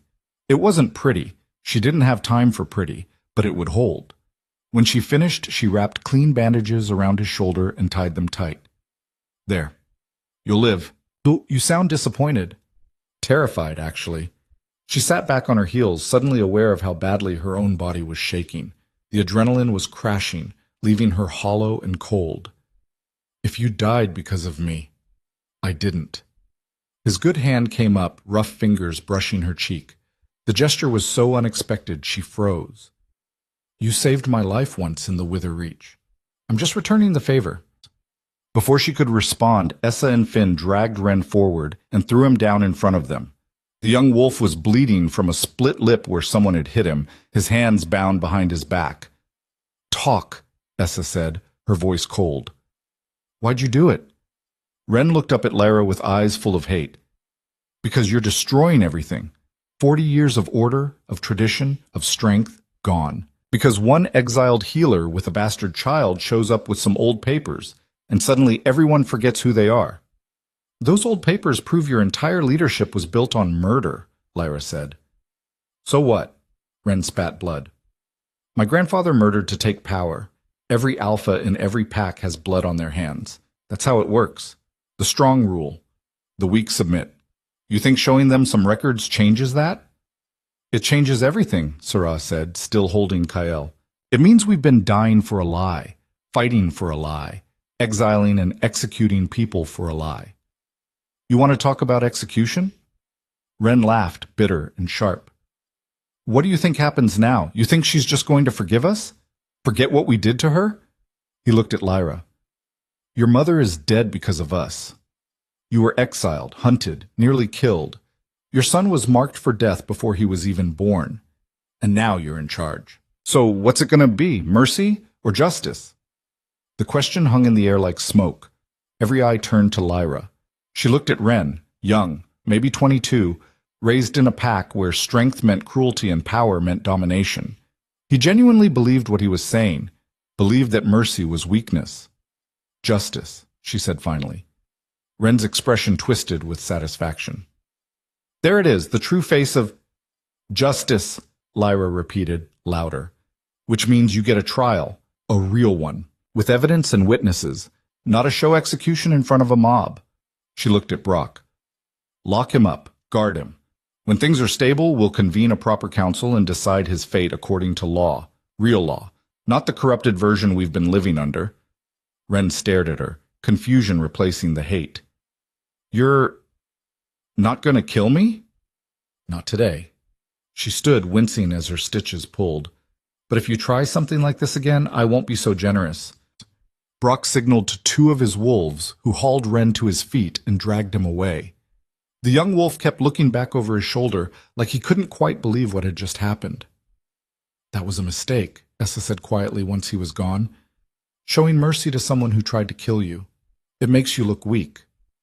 Maybe, Lyra said, or maybe it shows I'm not just another version of what came before.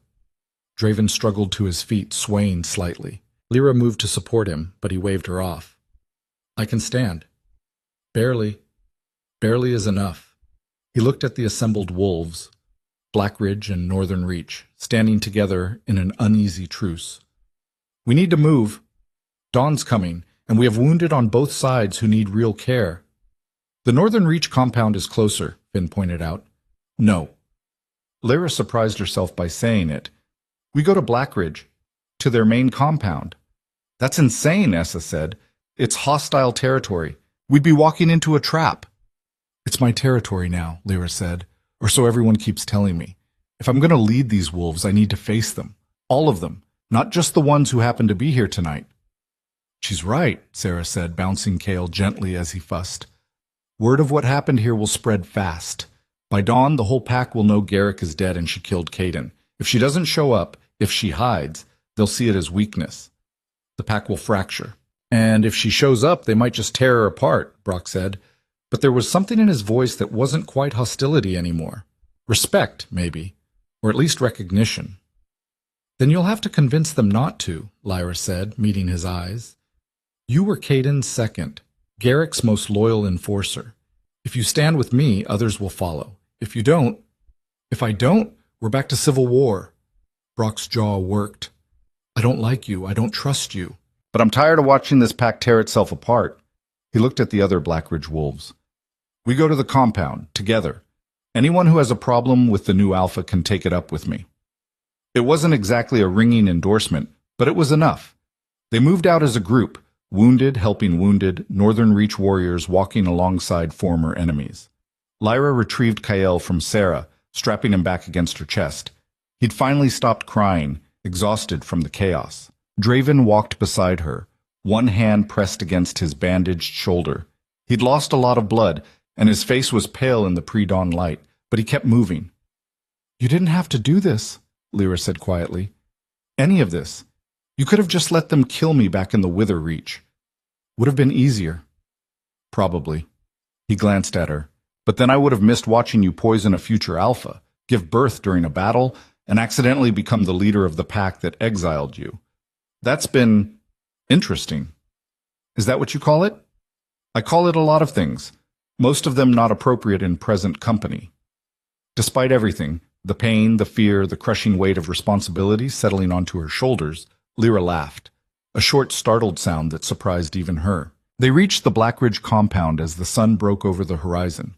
The main gate stood open, always open, a symbol of the pack's strength and confidence. No need for locks when you were the dominant force in the region, or at least they had been. Wolves lined the walls and clustered in the central courtyard, easily 60 or 70 of them. Word had spread fast. They knew something had happened, but not what. The air was thick with tension and confusion. Lyra stepped through the gates first, her head high despite every instinct screaming at her to run. Behind her, Draven and the others followed, Blackridge and Northern Reach walking together. The courtyard fell silent. Then someone recognized her. "That's the Vance girl, the exiled one. She's got Caden's bastard with her." "Where's Alpha Garrick?" "Where's Caden?" The voices built into a roar. Wolves pressed forward, shifting between forms, snarling and snapping. Lyra felt the killing intent radiating off them like heat. This was a mistake. "We're going to die here." Then Brock stepped forward, his voice cutting through the chaos like a blade. "Alpha Garrick is dead," he roared. "Caden is dead!" And before they died, the truth came out. The crowd stilled, shocked into silence. "The Thorn bloodline was false," Brock continued, his voice carrying across the courtyard. "Built on murder and lies going back 40 years. Garrick himself confirmed it before he took his own life. Everything we believed, everything we fought for, it was built on corruption." "That's impossible," someone shouted. "You're lying."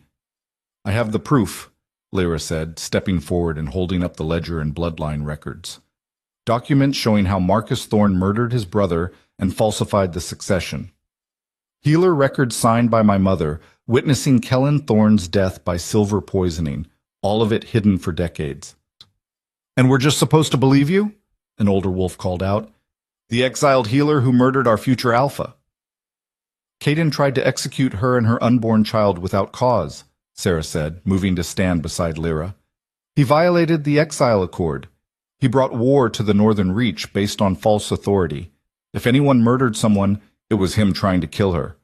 More voices joined in, some supporting Lyra, others calling for her death. The courtyard was splitting, fracturing along fault lines of loyalty and doubt.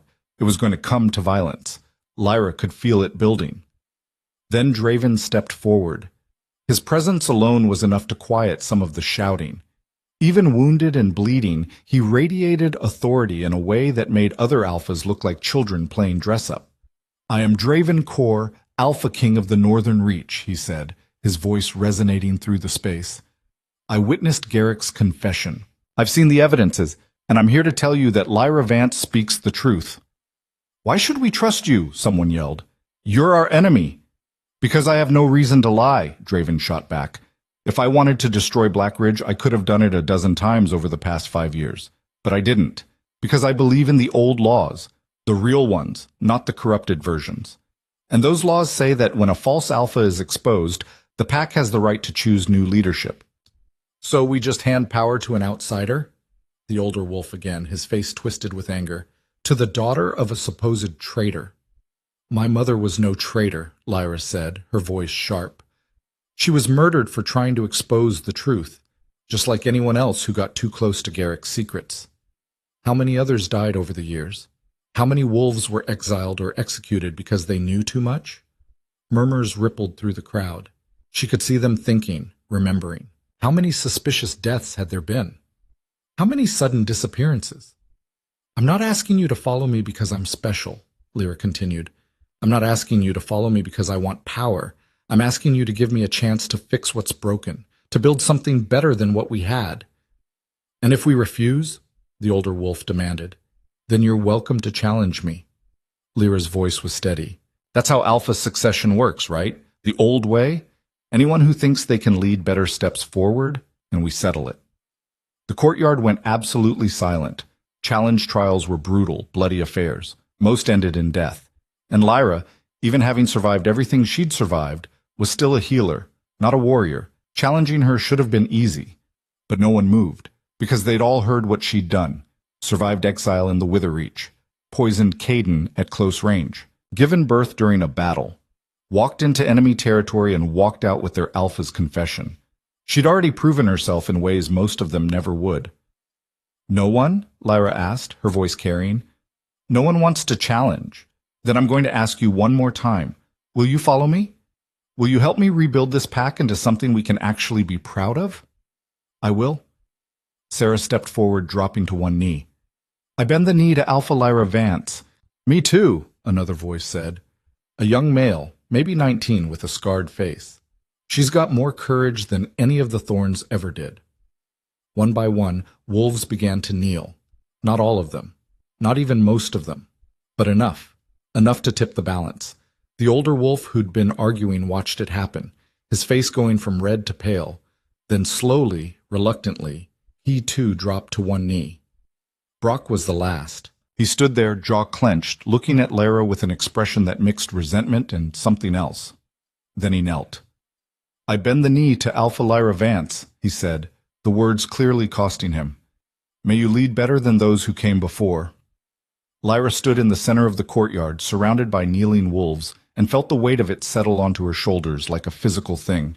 She was 20 years old. She'd given birth less than 12 hours ago. She could barely stand without her stitches pulling. And she was now responsible for over 100 lives. "What have I done?"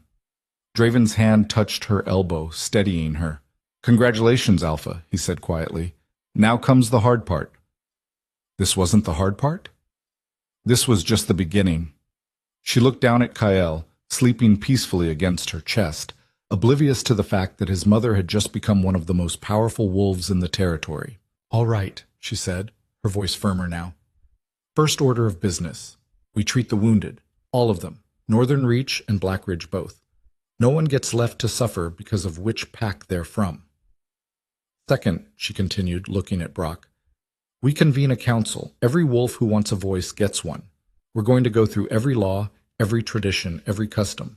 Anything built on the Thorn corruption gets torn down. Anything worth keeping stays." That could take months," Brock said. "Then it takes months. We do it right this time." She paused. "Third, we send word to the other packs in the region. Let them know Blackridge has new leadership. Invite them to send representatives. We're not hiding anymore. We're not pretending things are fine when they're not. Some will see that as weakness, Essa warned. Some will, Lyra agreed, but others will see it as strength, as honesty. And right now, we need allies more than we need fear. She looked at Sarah. You said you're a scout. I need you to map out our territory, all of it. I need to know what resources we have, where the weak points are, everything. Yes, Alpha. And you? She pointed to the young male with the scarred face. What's your name? Cade. Cade, you're in charge of inventory, food, weapons, supplies. I need a full accounting by tomorrow. Yes, Alpha. She kept going, delegating tasks, organizing, building structure from chaos. Somewhere in the back of her mind, she registered surprise at how naturally it came to her. She'd spent her life following orders, making herself invisible. But now, standing here with the weight of leadership on her shoulders, she found she had opinions, strong ones, about how things should be done. Maybe she'd inherited more from her mother than just healing skills. The crowd began to disperse, wolves moving to their assigned tasks. Mira appeared, apparently someone had sent for her, and immediately took over treating the wounded. She shot Lyra a look that clearly said, we're going to talk about you going into battle hours after giving birth, but didn't say anything out loud. Draven swayed suddenly, and Lyra caught his arm. You need to sit down. I'm fine. You're not fine. You lost a lot of blood, and you're about to pass out. Sit, now. He started to argue, then seemed to think better of it and lowered himself onto a nearby stone bench. His face was pale, and sweat beaded on his forehead despite the cool morning air. Mira, Lyra called, I need you here. The healer appeared within seconds, took one look at Draven and started cursing. The stitching is good, but he needs fluids and rest, lots of rest. I don't have time for rest, Draven muttered. You'll make time or you'll die. Your choice. Mira prepared a tincture and handed it to him. Drink, all of it. He drank, grimacing at the taste. Better, Mira said. Then she turned to Lyra. And you? How are your stitches? Fine. That's not what I asked. How are your stitches? Lyra shifted uncomfortably. I might have torn a few. Of course you did. Mira grabbed her arm and steered her toward the healer's den. Come on, let's get you fixed before you bleed out and leave this pack without an alpha for the second time in one night. You need to not die. Everything else can wait 10 minutes. Lyra let herself be led away, too exhausted to argue. Behind her, she heard Draven's voice, talking with Brock about securing the perimeter and establishing watch rotations. In the healer's den, her mother's old workspace, she realized with a jolt, Mira had her strip off her blood-soaked clothes and examined the damage. You tore 3 stitches, Mira said, her voice tight with disapproval. You're lucky you didn't tear more. I had to move fast. You had to not die in childbirth. The moving fast could have waited. But her hands were gentle as she repaired the damage, adding new stitches where needed. How's Kyle? Lyra looked at her son, still sleeping in the makeshift sling. He slept through most of it. I don't know if that's a good sign or a terrible one. It means he trusts you to keep him safe, even in chaos.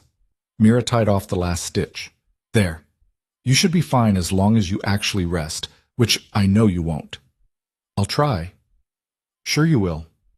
Mira's expression softened. Your mother would be proud, you know, of what you did today. Exposing the corruption, taking power, all of it. Lyra's throat tightened. I miss her. I was so young when she died. I barely remember her voice. She had a good voice, strong, like yours. Mira squeezed her shoulder. Get some rest. Even an hour will help. Lyra meant to protest, to say she had too much to do. But the moment she lay down on the cot, exhaustion crashed over her like a wave. Her eyes closed almost against her will. She woke to someone shaking her shoulder. Sarah, looking worried. Alpha, you need to wake up. We have a situation. Lyra sat up, wincing. What situation? Scouts reported movement on the eastern border. A lot of movement. Another pack is approaching. Which one? Unknown, but they're flying white flags. White flags meant parley, negotiation, Not war, but it could also be a trap. Lyra stood, checking that Kael was still secure in his sling. He was awake now, making small fussing sounds that meant he'd need to feed soon. "Wake Draven," she said. "And Brock, get everyone to the eastern gates. Full defensive positions, but no one engages unless I give the order." "Yes, Alpha." 10 minutes later, Lyra stood at the eastern gates with 30 wolves at her back. Draven was beside her, still pale but steady. Brock was on her other side, his hand resting on his weapon. The approaching pack numbered maybe 40 wolves. They stopped 100 yards from the gate, and a single figure walked forward. An older woman, maybe 60, with silver-streaked hair and eyes that had seen a lot of winters. She carried a white flag in one hand and nothing else. "I am Thessa Cray," she called out, "Alpha of the Silver Pine Pack. I'm here to speak with the new Black Ridge Alpha." Lyra stepped forward. "I'm Lyra Vance. What do you want?" Thessa's eyebrows rose. "You're younger than I expected, and you're carrying a child. Is that a problem?" "No, just unexpected." Thessa lowered the flag.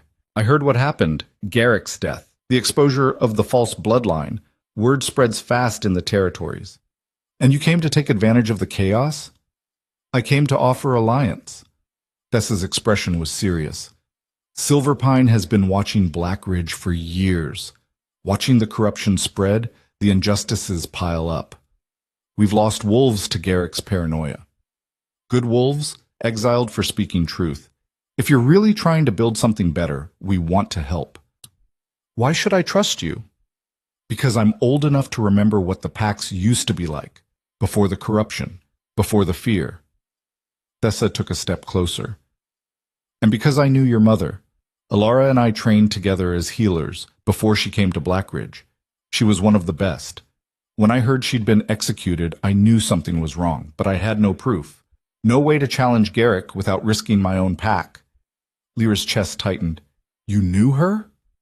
"I did, and she would be very proud of what you've done." Thessa held out her hand. "So what do you say, Alpha Lyra? Will you accept Silverpine's alliance?" Lyra looked back at Draven. He gave a small nod. "Your choice." She looked at Brock, who shrugged. "Also your choice." Everyone was looking to her to make the decision, to lead. Lyra stepped forward and clasped Thessa's hand. "Alliance accepted. Welcome to Blackridge, Alpha Thessa." A cheer went up from both packs. Not loud, not celebratory exactly, but genuine, hopeful. For the first time since this all began, Lyra felt something that wasn't fear or rage or desperate determination. She felt hope. The Alliance feast was Thessa's idea. "Packs need rituals," she'd said that first day, standing in the Blackridge courtyard with her silver-streaked hair catching the light. Symbols. Something to mark the end of one era and the beginning of another. Lyra had wanted to argue. There was too much work to do, too many wounds still healing, both literal and metaphorical. But Draven had agreed with Thessa, and even Brock had grudgingly admitted it might help stabilize things. So now, 2 weeks after Garrick's death, the central courtyard of Blackridge had been transformed. Long tables made from rough-hewn timber stretched across the space, laden with food hunted and gathered by wolves from 3 packs working together. Torches burned in iron brackets along the walls, casting dancing shadows. And wolves, Blackridge, Northern Reach, and Silverpine, sat together, talking, laughing, slowly learning to trust. It wasn't perfect. Lyra could see the tension in some shoulders, the way certain wolves still clustered with their own kind, the occasional hard glance across pack lines. But it was better than war, better than the fractured, paranoid existence they'd all been living. She stood at the head table with Kael strapped against her chest in the sling Mira had made, reinforced, properly padded, designed for a mother who couldn't afford to be helpless. The baby was awake, his dark eyes tracking the movement and firelight with intense focus. "He's got your eyes," Sarah said, appearing at her elbow with a cup of something that smelled like honey and herbs. "Sharp, like he's already figuring everyone out." "I hope not. I'd rather he have a childhood before he has to start navigating pack politics." Lyra took the cup gratefully. "Thank you. What is this?" "Thessa's recipe. She says it helps with milk production and healing. Tastes better than Mira's tonics, at least." That was true. Lyra drank deeply, feeling warmth spread through her chest. The past 2 weeks had been a blur of meetings, decisions, disputes to settle, resources to allocate. She'd barely slept, but slowly, painfully, structure was emerging from the chaos. "How's the Eastern Patrol rotation working out?" she asked. "Better. Mixing the packs on each shift was smart. They're learning to work together instead of just tolerating each other." Sarah paused. "Though there was an incident yesterday. One of Brock's old crew made a comment about Northern Reach dogs and got his nose broken for it." "By who?" "Cade, your inventory manager." Lyra blinked. "Cade's Blackridge born." "Exactly. He said anyone disrespecting our allies was disrespecting you. Then he punched the guy." Sarah grinned. It was beautiful. Despite herself, Lyra smiled. Small moments like that, Blackridge wolves defending Northern Reach honor, meant more than any formal alliance document. Draven approached from across the courtyard, moving carefully. His shoulder was healing, but slowly. Mira had threatened to chain him to a bed if he didn't rest more, which he'd ignored completely. "You should be sitting," Lyra said as he reached her. "So should you. When's the last time you slept more than 3 hours? When's the last time you followed healer's orders?" "Fair point." He studied the gathering with those sharp gold eyes. "It's working. What you're building here. I didn't think it would, but it is." "You sound surprised." "I am. Most new alphas either rule through fear or get torn apart in the first month. You're doing something different." He paused. "Something better." Before Lyra could respond, a commotion near the gates drew their attention. Wolves were standing, hands moving to weapons. Lyra's heart kicked into overdrive. Then she saw why. A group of wolves approached under white flags, but these weren't from any pack she recognized. There were 8 of them, lean and hard-looking, dressed in traveling clothes worn from long roads. The lead wolf was a woman maybe 30 years old, with a scar running from her temple to her jaw. She stopped at the edge of the courtyard and raised both hands, showing she was unarmed. "I'm looking for Lyra Vance," she called out. "The new Blackridge Alpha." Lyra stepped forward, her hand instinctively going to Kyle. "I'm Lyra. Who are you?" "Marin Cross, from the Eastern Territories." The woman's eyes were hard but not hostile. "We've been traveling for 6 days. Heard rumors. Wanted to see if they were true." "What rumors?" "That an exiled healer killed a corrupt alpha, exposed 40 years of lies, and took power through truth instead of violence." Marin's scarred face split into something that might have been a smile. That she's building a pack where justice actually means something, where wolves don't get executed for speaking up. "The rumors are mostly true," Lyra said carefully. "Who's we? Who are you speaking for?" "Other exiles, other outcasts. Wolves who were cast out by their packs for standing against corruption, for refusing to follow false alphas, for being too weak or too different, or just in the wrong place at the wrong time." Marin gestured to the wolves behind her. "We heard you took in an exile, gave her power, made her your scout. That true?" Sarah stepped forward. "That's me. And yes, she did." "Then we're asking the same. We're asking for sanctuary, for a chance to prove ourselves." Marin looked directly at Lyra. "We're not here to take. We're here to build. If you'll have us." Lyra felt every eye in the courtyard turn to her. This was a test, not just for her, but for everything she'd been saying about building something better, about justice and second chances. "How many exiles are there?" she asked. "Total, not just your group." "Hard to say. Dozens, maybe more. Word spreads fast among wolves with nowhere to go." Marin's expression was guarded. "If you're worried about numbers, I'm worried about logistics, food, shelter, integration." Lyra looked at Draven, who nodded slightly, at Thessa, who smiled. "But yes, you're welcome here, all of you, under one condition." "What condition?" "You work, you contribute, you follow the laws we're building, the real ones, not the corrupted versions, and you help us make this place better than what came before." Lyra paused. "If you can do that, you're not exiles anymore. You're pack." Marin's eyes went bright. She dropped to one knee, and the other wolves behind her followed suit. "We accept your terms, Alpha Lyra, and your mercy." "It's not mercy. It's justice." Lyra stepped forward and helped Marin to her feet. "Welcome home?" The courtyard erupted in cheers, not universal, but widespread. Sarah was grinning like she'd won a personal victory. Even Brock looked grudgingly approving. As the new arrivals were led to tables and given food, Thessa appeared at Lyra's side. "You just tripled your political problems," the older alpha said quietly. "Every disgruntled wolf in the territories is going to hear about this. Some will come with good intentions. Others will come looking to take advantage." "I know. And you did it anyway. Because it was right." Lyra looked down at Kael, who'd fallen asleep against her chest. "Because I know what it's like to have nowhere to go. No one to turn to. If I can give others what I didn't have, then you're building something that will last," Thessa finished. "Or get you killed. Possibly both." But she was smiling. "Your mother would be proud, and probably terrified." "I'm already terrified," Lyra admitted. "Good. Fear keeps you sharp. It's when you stop being afraid that you become like Garrick." Thessa squeezed her shoulder. "Keep questioning yourself. Keep doubting. Just don't let it stop you from moving forward." The feast continued late into the night. Somewhere around midnight, exhaustion finally caught up with Lyra.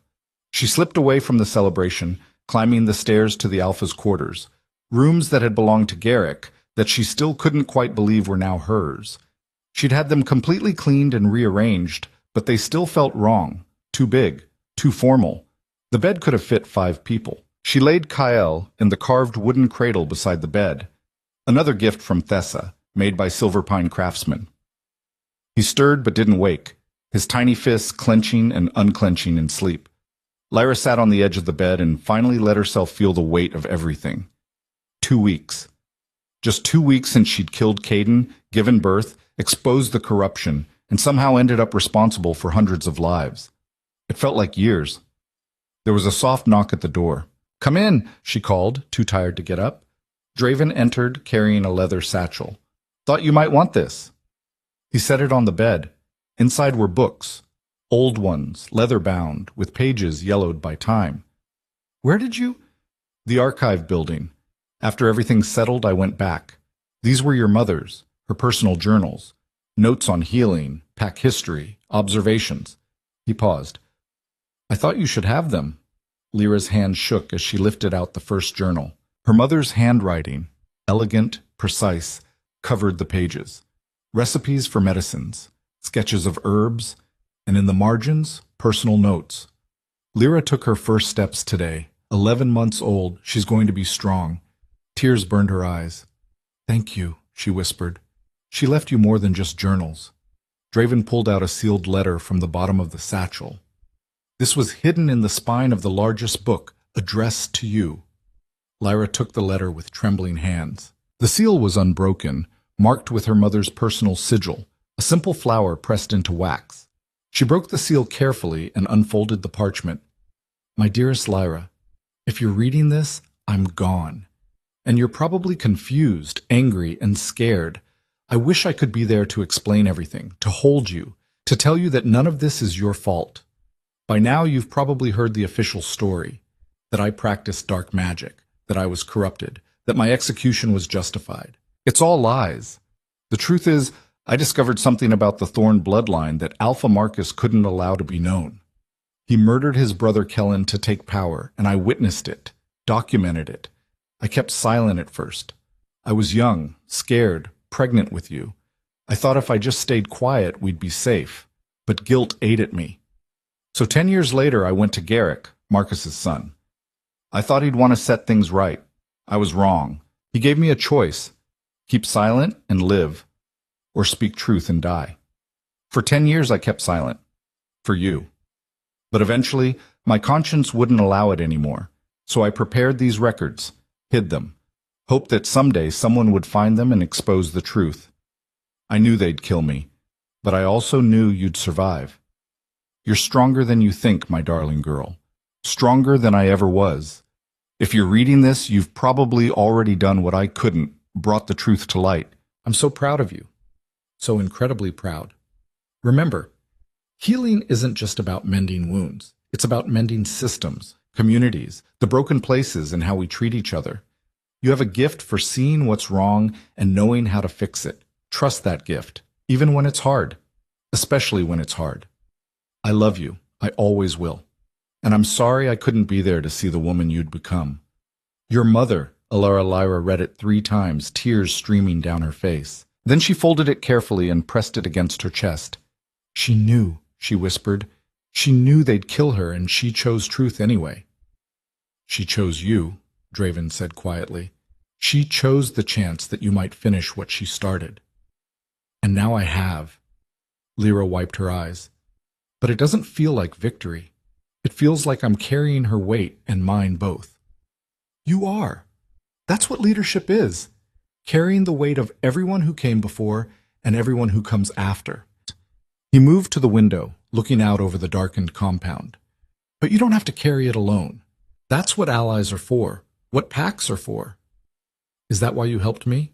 In the Wither Reach? All of this? Because you know what it's like to carry that weight? Partially, he turned back to face her. And partially because when I saw you in those woods, half dead, pregnant, still fighting, I saw something I thought I'd never see again. What? Hope. He smiled, and it transformed his usually hard face into something almost gentle. You made me believe things could be better, the packs could be better. So yes, I helped you. And I'd do it again. Lyra stood, crossed the room, and without thinking about it, wrapped her arms around him in a hug. He stiffened, surprised, then slowly returned it, careful of his injured shoulder. Thank you, she said into his chest. For everything. You're welcome. His voice rumbled. Now get some sleep. You have a council meeting at dawn. I hate those meetings. Everyone hates those meetings, but they're necessary. He pulled back, his hands on her shoulders. You're doing well, Lyra. Better than well. Don't let anyone tell you otherwise. After he left, Lyra climbed into the too large bed and pulled Kael's cradle close. She fell asleep with her hand resting on the cradle's edge, her mother's letter tucked under her pillow. The next month was a controlled storm of activity. The council Lyra had formed, consisting of representatives from all 3 packs, plus several of the newer exiles, met daily to hammer out laws, resolve disputes, and plan for the future. It was messy, loud, sometimes heated enough that Lyra had to physically step between arguing wolves. But it worked. They rewrote the exile laws, making them more humane, requiring evidence and proper trials. They established a justice system with checks and balances where no single alpha could execute or exile on a whim. They created trade agreements with neighboring territories, opened the borders to refugees, and began dismantling the fortress mentality that had defined Blackridge for decades. Not everyone was happy. Some of the older Blackridge wolves grumbled about tradition being destroyed. A few left, unable or unwilling to accept the changes. But most stayed, and slowly, grudgingly, they began to see the benefits of the new system. Disputes got resolved fairly instead of through favoritism. Resources were distributed based on need instead of rank. Wolves who'd been invisible under the old regime, healers, craftsmen, scouts, suddenly had voices and value. It's working, Sarah reported one morning as Lyra nursed Kael in her quarters. The integration, the new laws, all of it. Crime's down.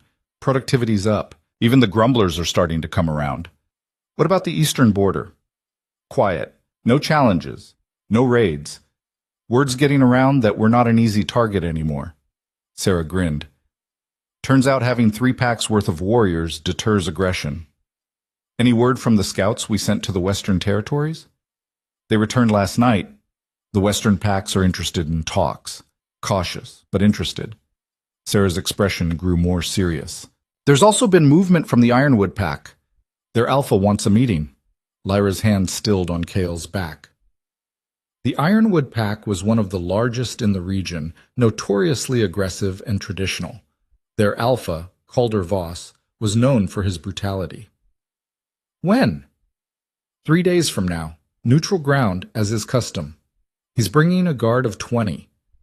Then we bring 40. Lyra shifted Kael to her shoulder, patting his back until he burped. I want Draven there. And Thessa. And you. Me? You're my eyes and ears, Sarah. I trust your judgment. Lyra stood, laying Kael in his cradle.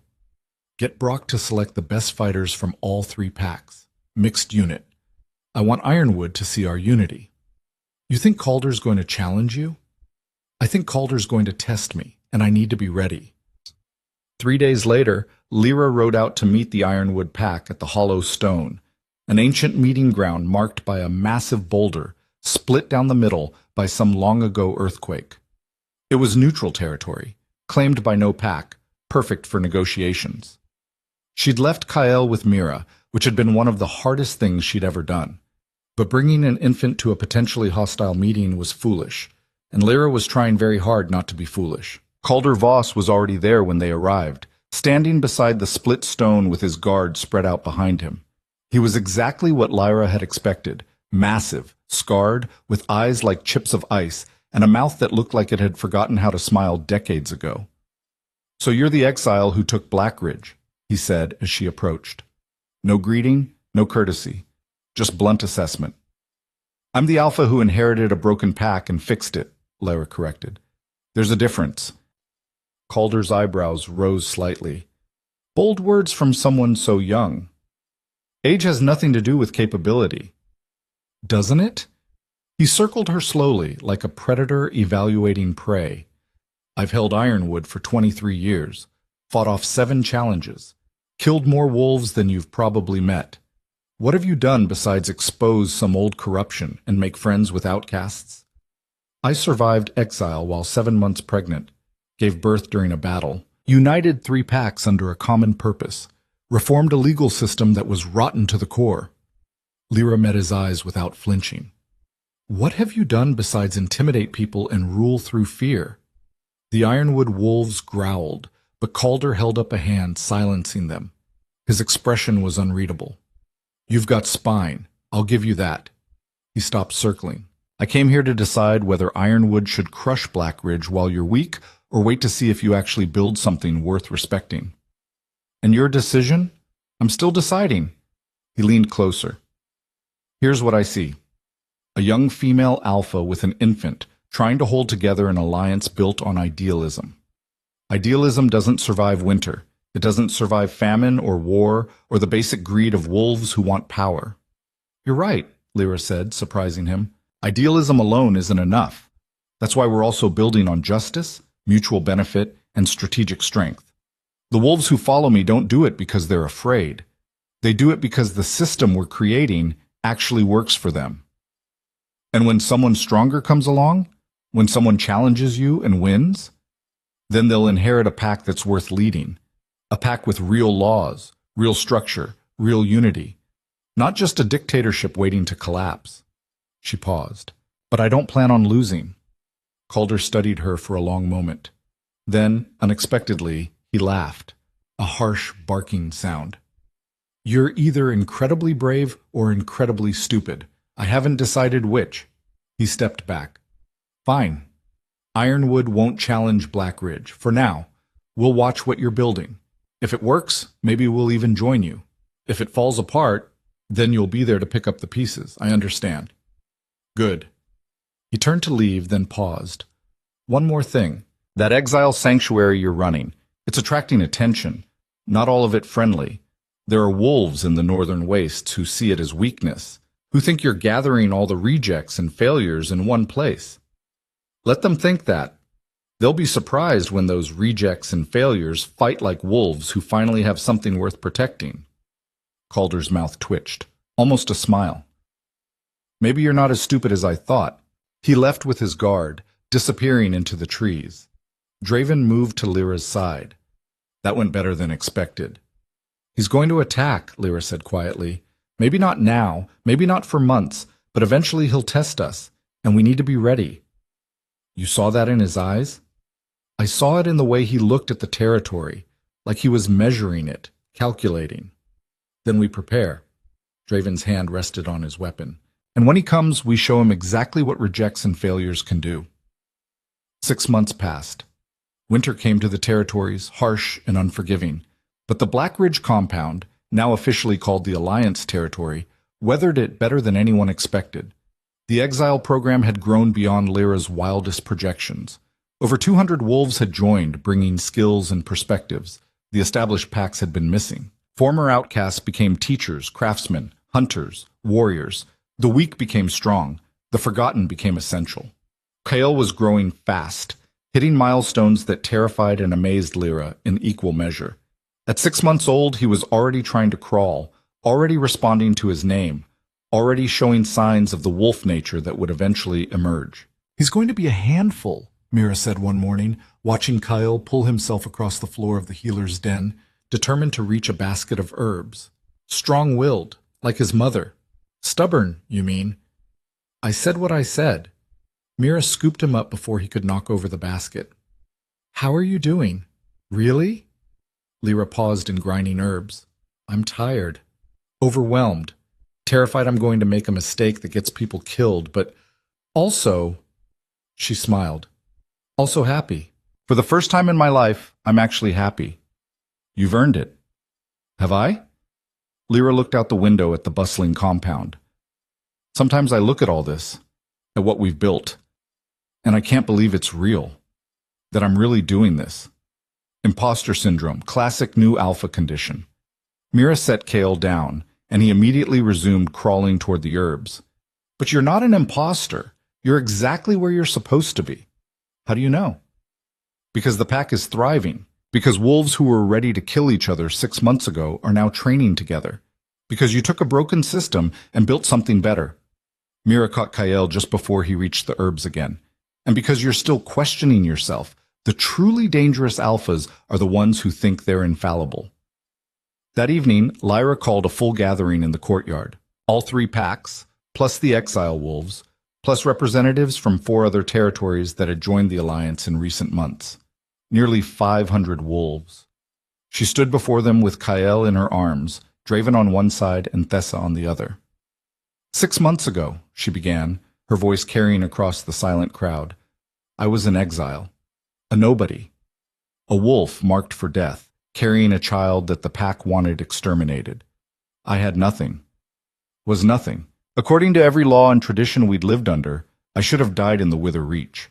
She paused, letting that sink in. But I didn't die.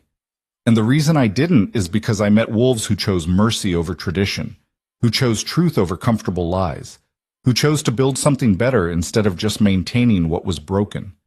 She gestured to the crowd. You are those wolves, every single one of you. You chose to be here, chose to be part of something bigger than yourselves, chose to believe that we could do better than our ancestors. And we have. She shifted Kyle to her other arm. In 6 months, we've cut crime by half, increased our food stores by 1/3, formed alliances with 7 other packs, taken in over 200 exiles and given them purpose. We've built a legal system that actually works, a society where justice means something. She looked around at the faces, young and old, scarred and unscarred from a dozen different backgrounds.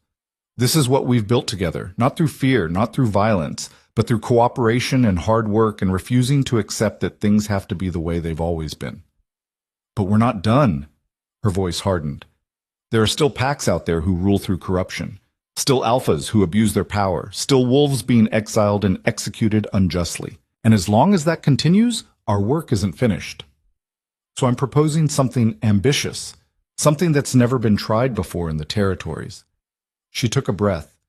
I'm proposing a confederation, a formal alliance of packs committed to real justice, real laws, real accountability, with representatives from each pack, with shared resources and mutual defense, with a system of checks and balances so no single alpha can become a tyrant. Murmurs rippled through the crowd, some excited, some skeptical. I know it sounds impossible, Lyra continued. I know tradition says packs should compete, not cooperate. But look at what we've already accomplished by working together. Imagine what we could do if we formalized it, made it permanent. The choice is yours, she said, all of yours. This isn't a dictatorship. If you vote no, we continue as we are. If you vote yes, we try something new, something better. She stepped back. You have 3 days to decide. Talk amongst yourselves, debate, question, then we'll vote. The gathering dispersed, wolves breaking into immediate discussions. Lyra watched them go, suddenly exhausted. That was risky, Thessa said quietly, giving them a choice like that. It was necessary. If I force this, it's just another form of tyranny. Lyra adjusted Kyle, who'd fallen asleep against her shoulder. They need to choose it themselves. And if they choose no, then we find another way. But I don't think they will. She smiled. Hope, remember? That's what we're building on. 3 days later, the votes were counted. 87% in favor. The Alliance Confederation was born. The formal ceremony took place under a full moon. Representatives from each member pack stood in a circle around the split stone, while Lyra, holding Kael because she'd learned early that trying to be a leader and a mother separately was impossible, read the founding charter aloud. We, the Wolves of the Alliance Confederation, do hereby establish a union based on principles of justice, mutual defense, and shared prosperity. We reject the tyranny of false alphas and corrupt bloodlines. We commit to laws that apply equally to all wolves, regardless of rank or origin. We pledge to protect the vulnerable, welcome the exiled, and build a society our children will be proud to inherit. She looked up from the parchment. These are the principles we stand for. These are the ideals we'll defend. And if any alpha, including me, violates them, they will be held accountable. One by one, the pack representatives stepped forward and signed the charter. Draven, Thessa, Brock, Sarah, Marin, Calder. Yes, even Calder had eventually joined, impressed despite himself, and dozens of others. When the last signature was placed, a cheer went up that probably carried for miles. Lyra stood in the center of it all, holding her son, and felt something shift in her chest. Not the fear and desperation that had driven her for so long. Not even the determination to survive. Something else. Something like peace. That night, after the celebrations died down and the compound finally quieted, Lyra stood on the wall overlooking the territory. Stars blazed overhead, cold and distant and beautiful. Draven found her there. Couldn't sleep? He asked. Too much in my head. She was quiet for a moment. I keep thinking about my mother, about how she died trying to expose the truth, how she never got to see it actually change anything. She saw it through you. You're the change she died for. I hope so. Lyra looked at Kael, sleeping peacefully in her arms. I want him to grow up in a world where truth matters, where being different doesn't make you pray, where you don't have to be perfect to be valued. You're building that world. It's happening right now. Sometimes I still feel like the scared exile running through the Wither Reach, like this is all going to vanish and I'll wake up back in that forest, alone and dying. You're not alone anymore? Draven's hand covered hers on the stone wall. You have a pack, multiple packs, allies, friends, people who die for what you've built. That's what scares me. I don't want anyone dying for this. Then we'll fight to keep them alive, together. He paused. You know, when I first saw you in those woods, I thought you'd be dead within a week. Figured I'd saved you just so you could die slower. Thanks for the vote of confidence. But you didn't die. You survived. And then you did the impossible. You took everything that should have destroyed you and used it to build something that might actually last. He smiled. You're the strongest wolf I've ever met, Lyra Vance. And I've met a lot of wolves. Lyra felt tears burning her eyes. I'm not strong. I'm terrified most of the time. Being terrified and doing it anyway is the definition of strength. He squeezed her hand. You've earned everything you have. Don't let anyone, including yourself, tell you otherwise. They stood there in comfortable silence, watching the stars wheel overhead. Finally, Lyra spoke. Will you stand with me tomorrow, when we address the Confederation? I could use the moral support. I'll stand with you tomorrow. And the day after. And every day until you tell me to stop. That might be a while. Good. I'm not going anywhere. The next morning, Lyra stood before the full Confederation assembly. Nearly 700 wolves now, with more arriving daily as word spread about the Alliance, and delivered her first official address as Confederation leader. Kyle was strapped to her chest, awake and alert, seeming to study the crowd with those dark, knowing eyes. We stand at a turning point, Lyra began. For generations, our packs have operated on principles of fear, domination, and isolation. The strong ruled, the weak suffered, and anyone who questioned the system was cast out or killed. I know because I lived it. I was that cast-out wolf, that exile, that supposed curse on my pack. But being cast out taught me something. It taught me that the wolves our society discards are often the ones with the most to offer. The outcasts see clearly what those in power miss. The exiles understand what needs to change. She gestured to the crowd. Look around. Half the wolves here were once exiles, outcasts, rejects, and now you're the foundation of something that's changing the territories. So here's my promise to you. As long as I lead, no wolf will be cast out for speaking truth. No wolf will be executed without trial. No wolf will be punished for being different or weak or challenging authority. We're building a society where strength means protecting others, not dominating them. Where power means responsibility, not privilege. Where justice is real, not just a word we use to justify cruelty. It won't be perfect. We'll make mistakes. We'll argue and struggle and sometimes fail, but we'll fail together. And we'll build something better from those failures. She lifted Kyle slightly. I want my son to grow up in that world, in a pack where his value isn't determined by who his father was, or what bloodline he carries, but by who he chooses to become. Where he's judged by his actions, not his origins. That's the world we're building. Not just for him, for all of us. For every wolf who was ever told they weren't good enough, weren't strong enough, weren't worthy. She looked around at the sea of faces, some still skeptical, some cautiously hopeful, some already committed. We were all cast out in some way, rejected by systems that valued power over justice, and now we're proving those systems wrong. We're proving that there's another way. So stand with me. Help me build this. Not because I'm some perfect leader, I'm not. I make mistakes. I doubt myself constantly. But because together, we can create something worth fighting for. Something worth dying for if necessary. But more importantly, something worth living for.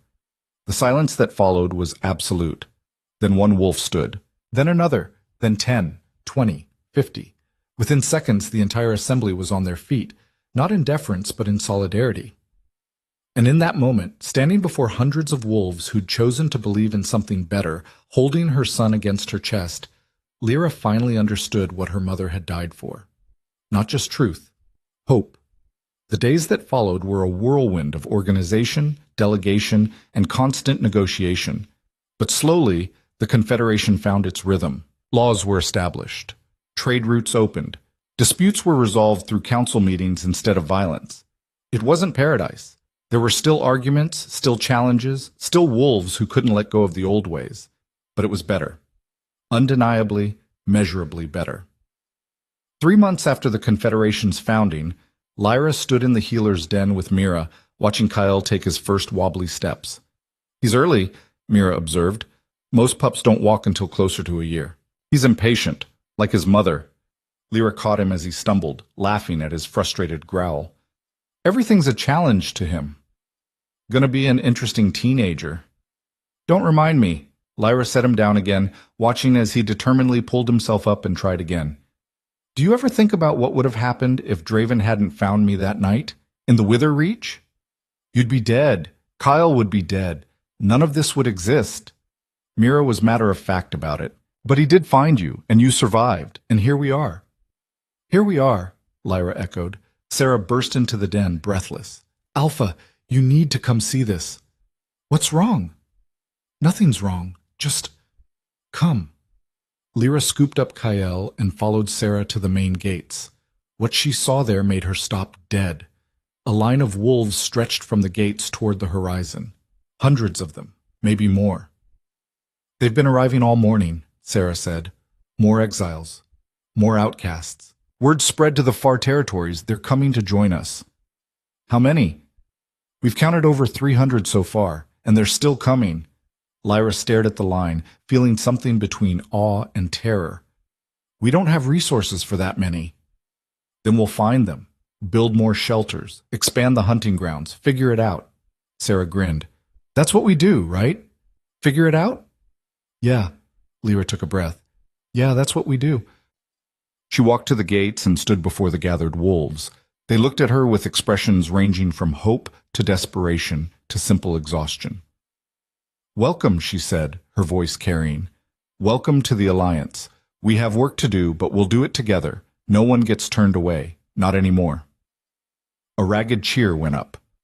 That evening, Lyra stood once more on the wall overlooking the territory.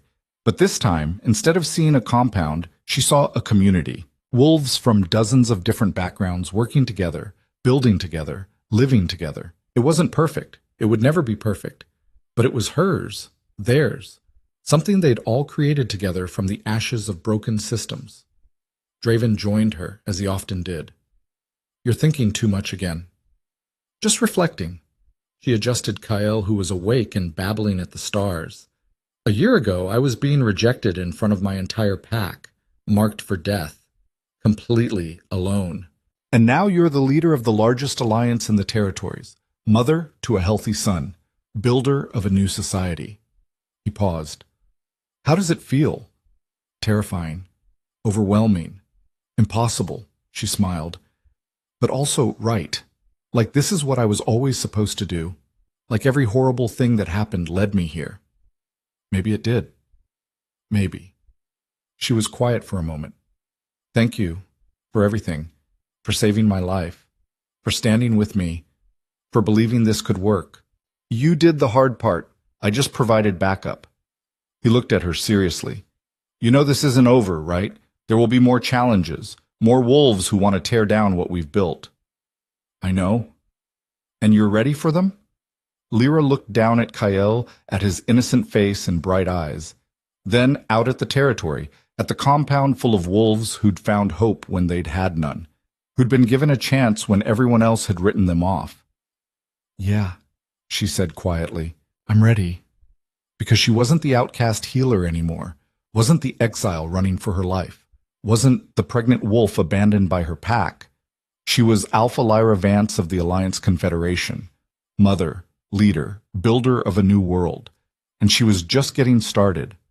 Years later, when wolves told the story of how the Alliance began, they would talk about the outcast who became a queen, the exile who united the packs, the woman who took rejection and transformed it into revolution. But the story was simpler than that. It was about a wolf who refused to die, who chose survival over surrender, who took everything meant to destroy her and used it to build something better. It was about a mother protecting her son in a world that wanted him dead. It was about justice finally meaning something real, and it was about hope, fragile, impossible, stubborn hope, proving stronger than fear. In the end, that was all it took to change the world. One rejected wolf who refused to stay down. One woman who chose to fight when everyone said she should submit. One mother who looked at her son and decided he deserved better than the world she'd inherited. That was how kingdoms fell, and how new ones rose from their ashes.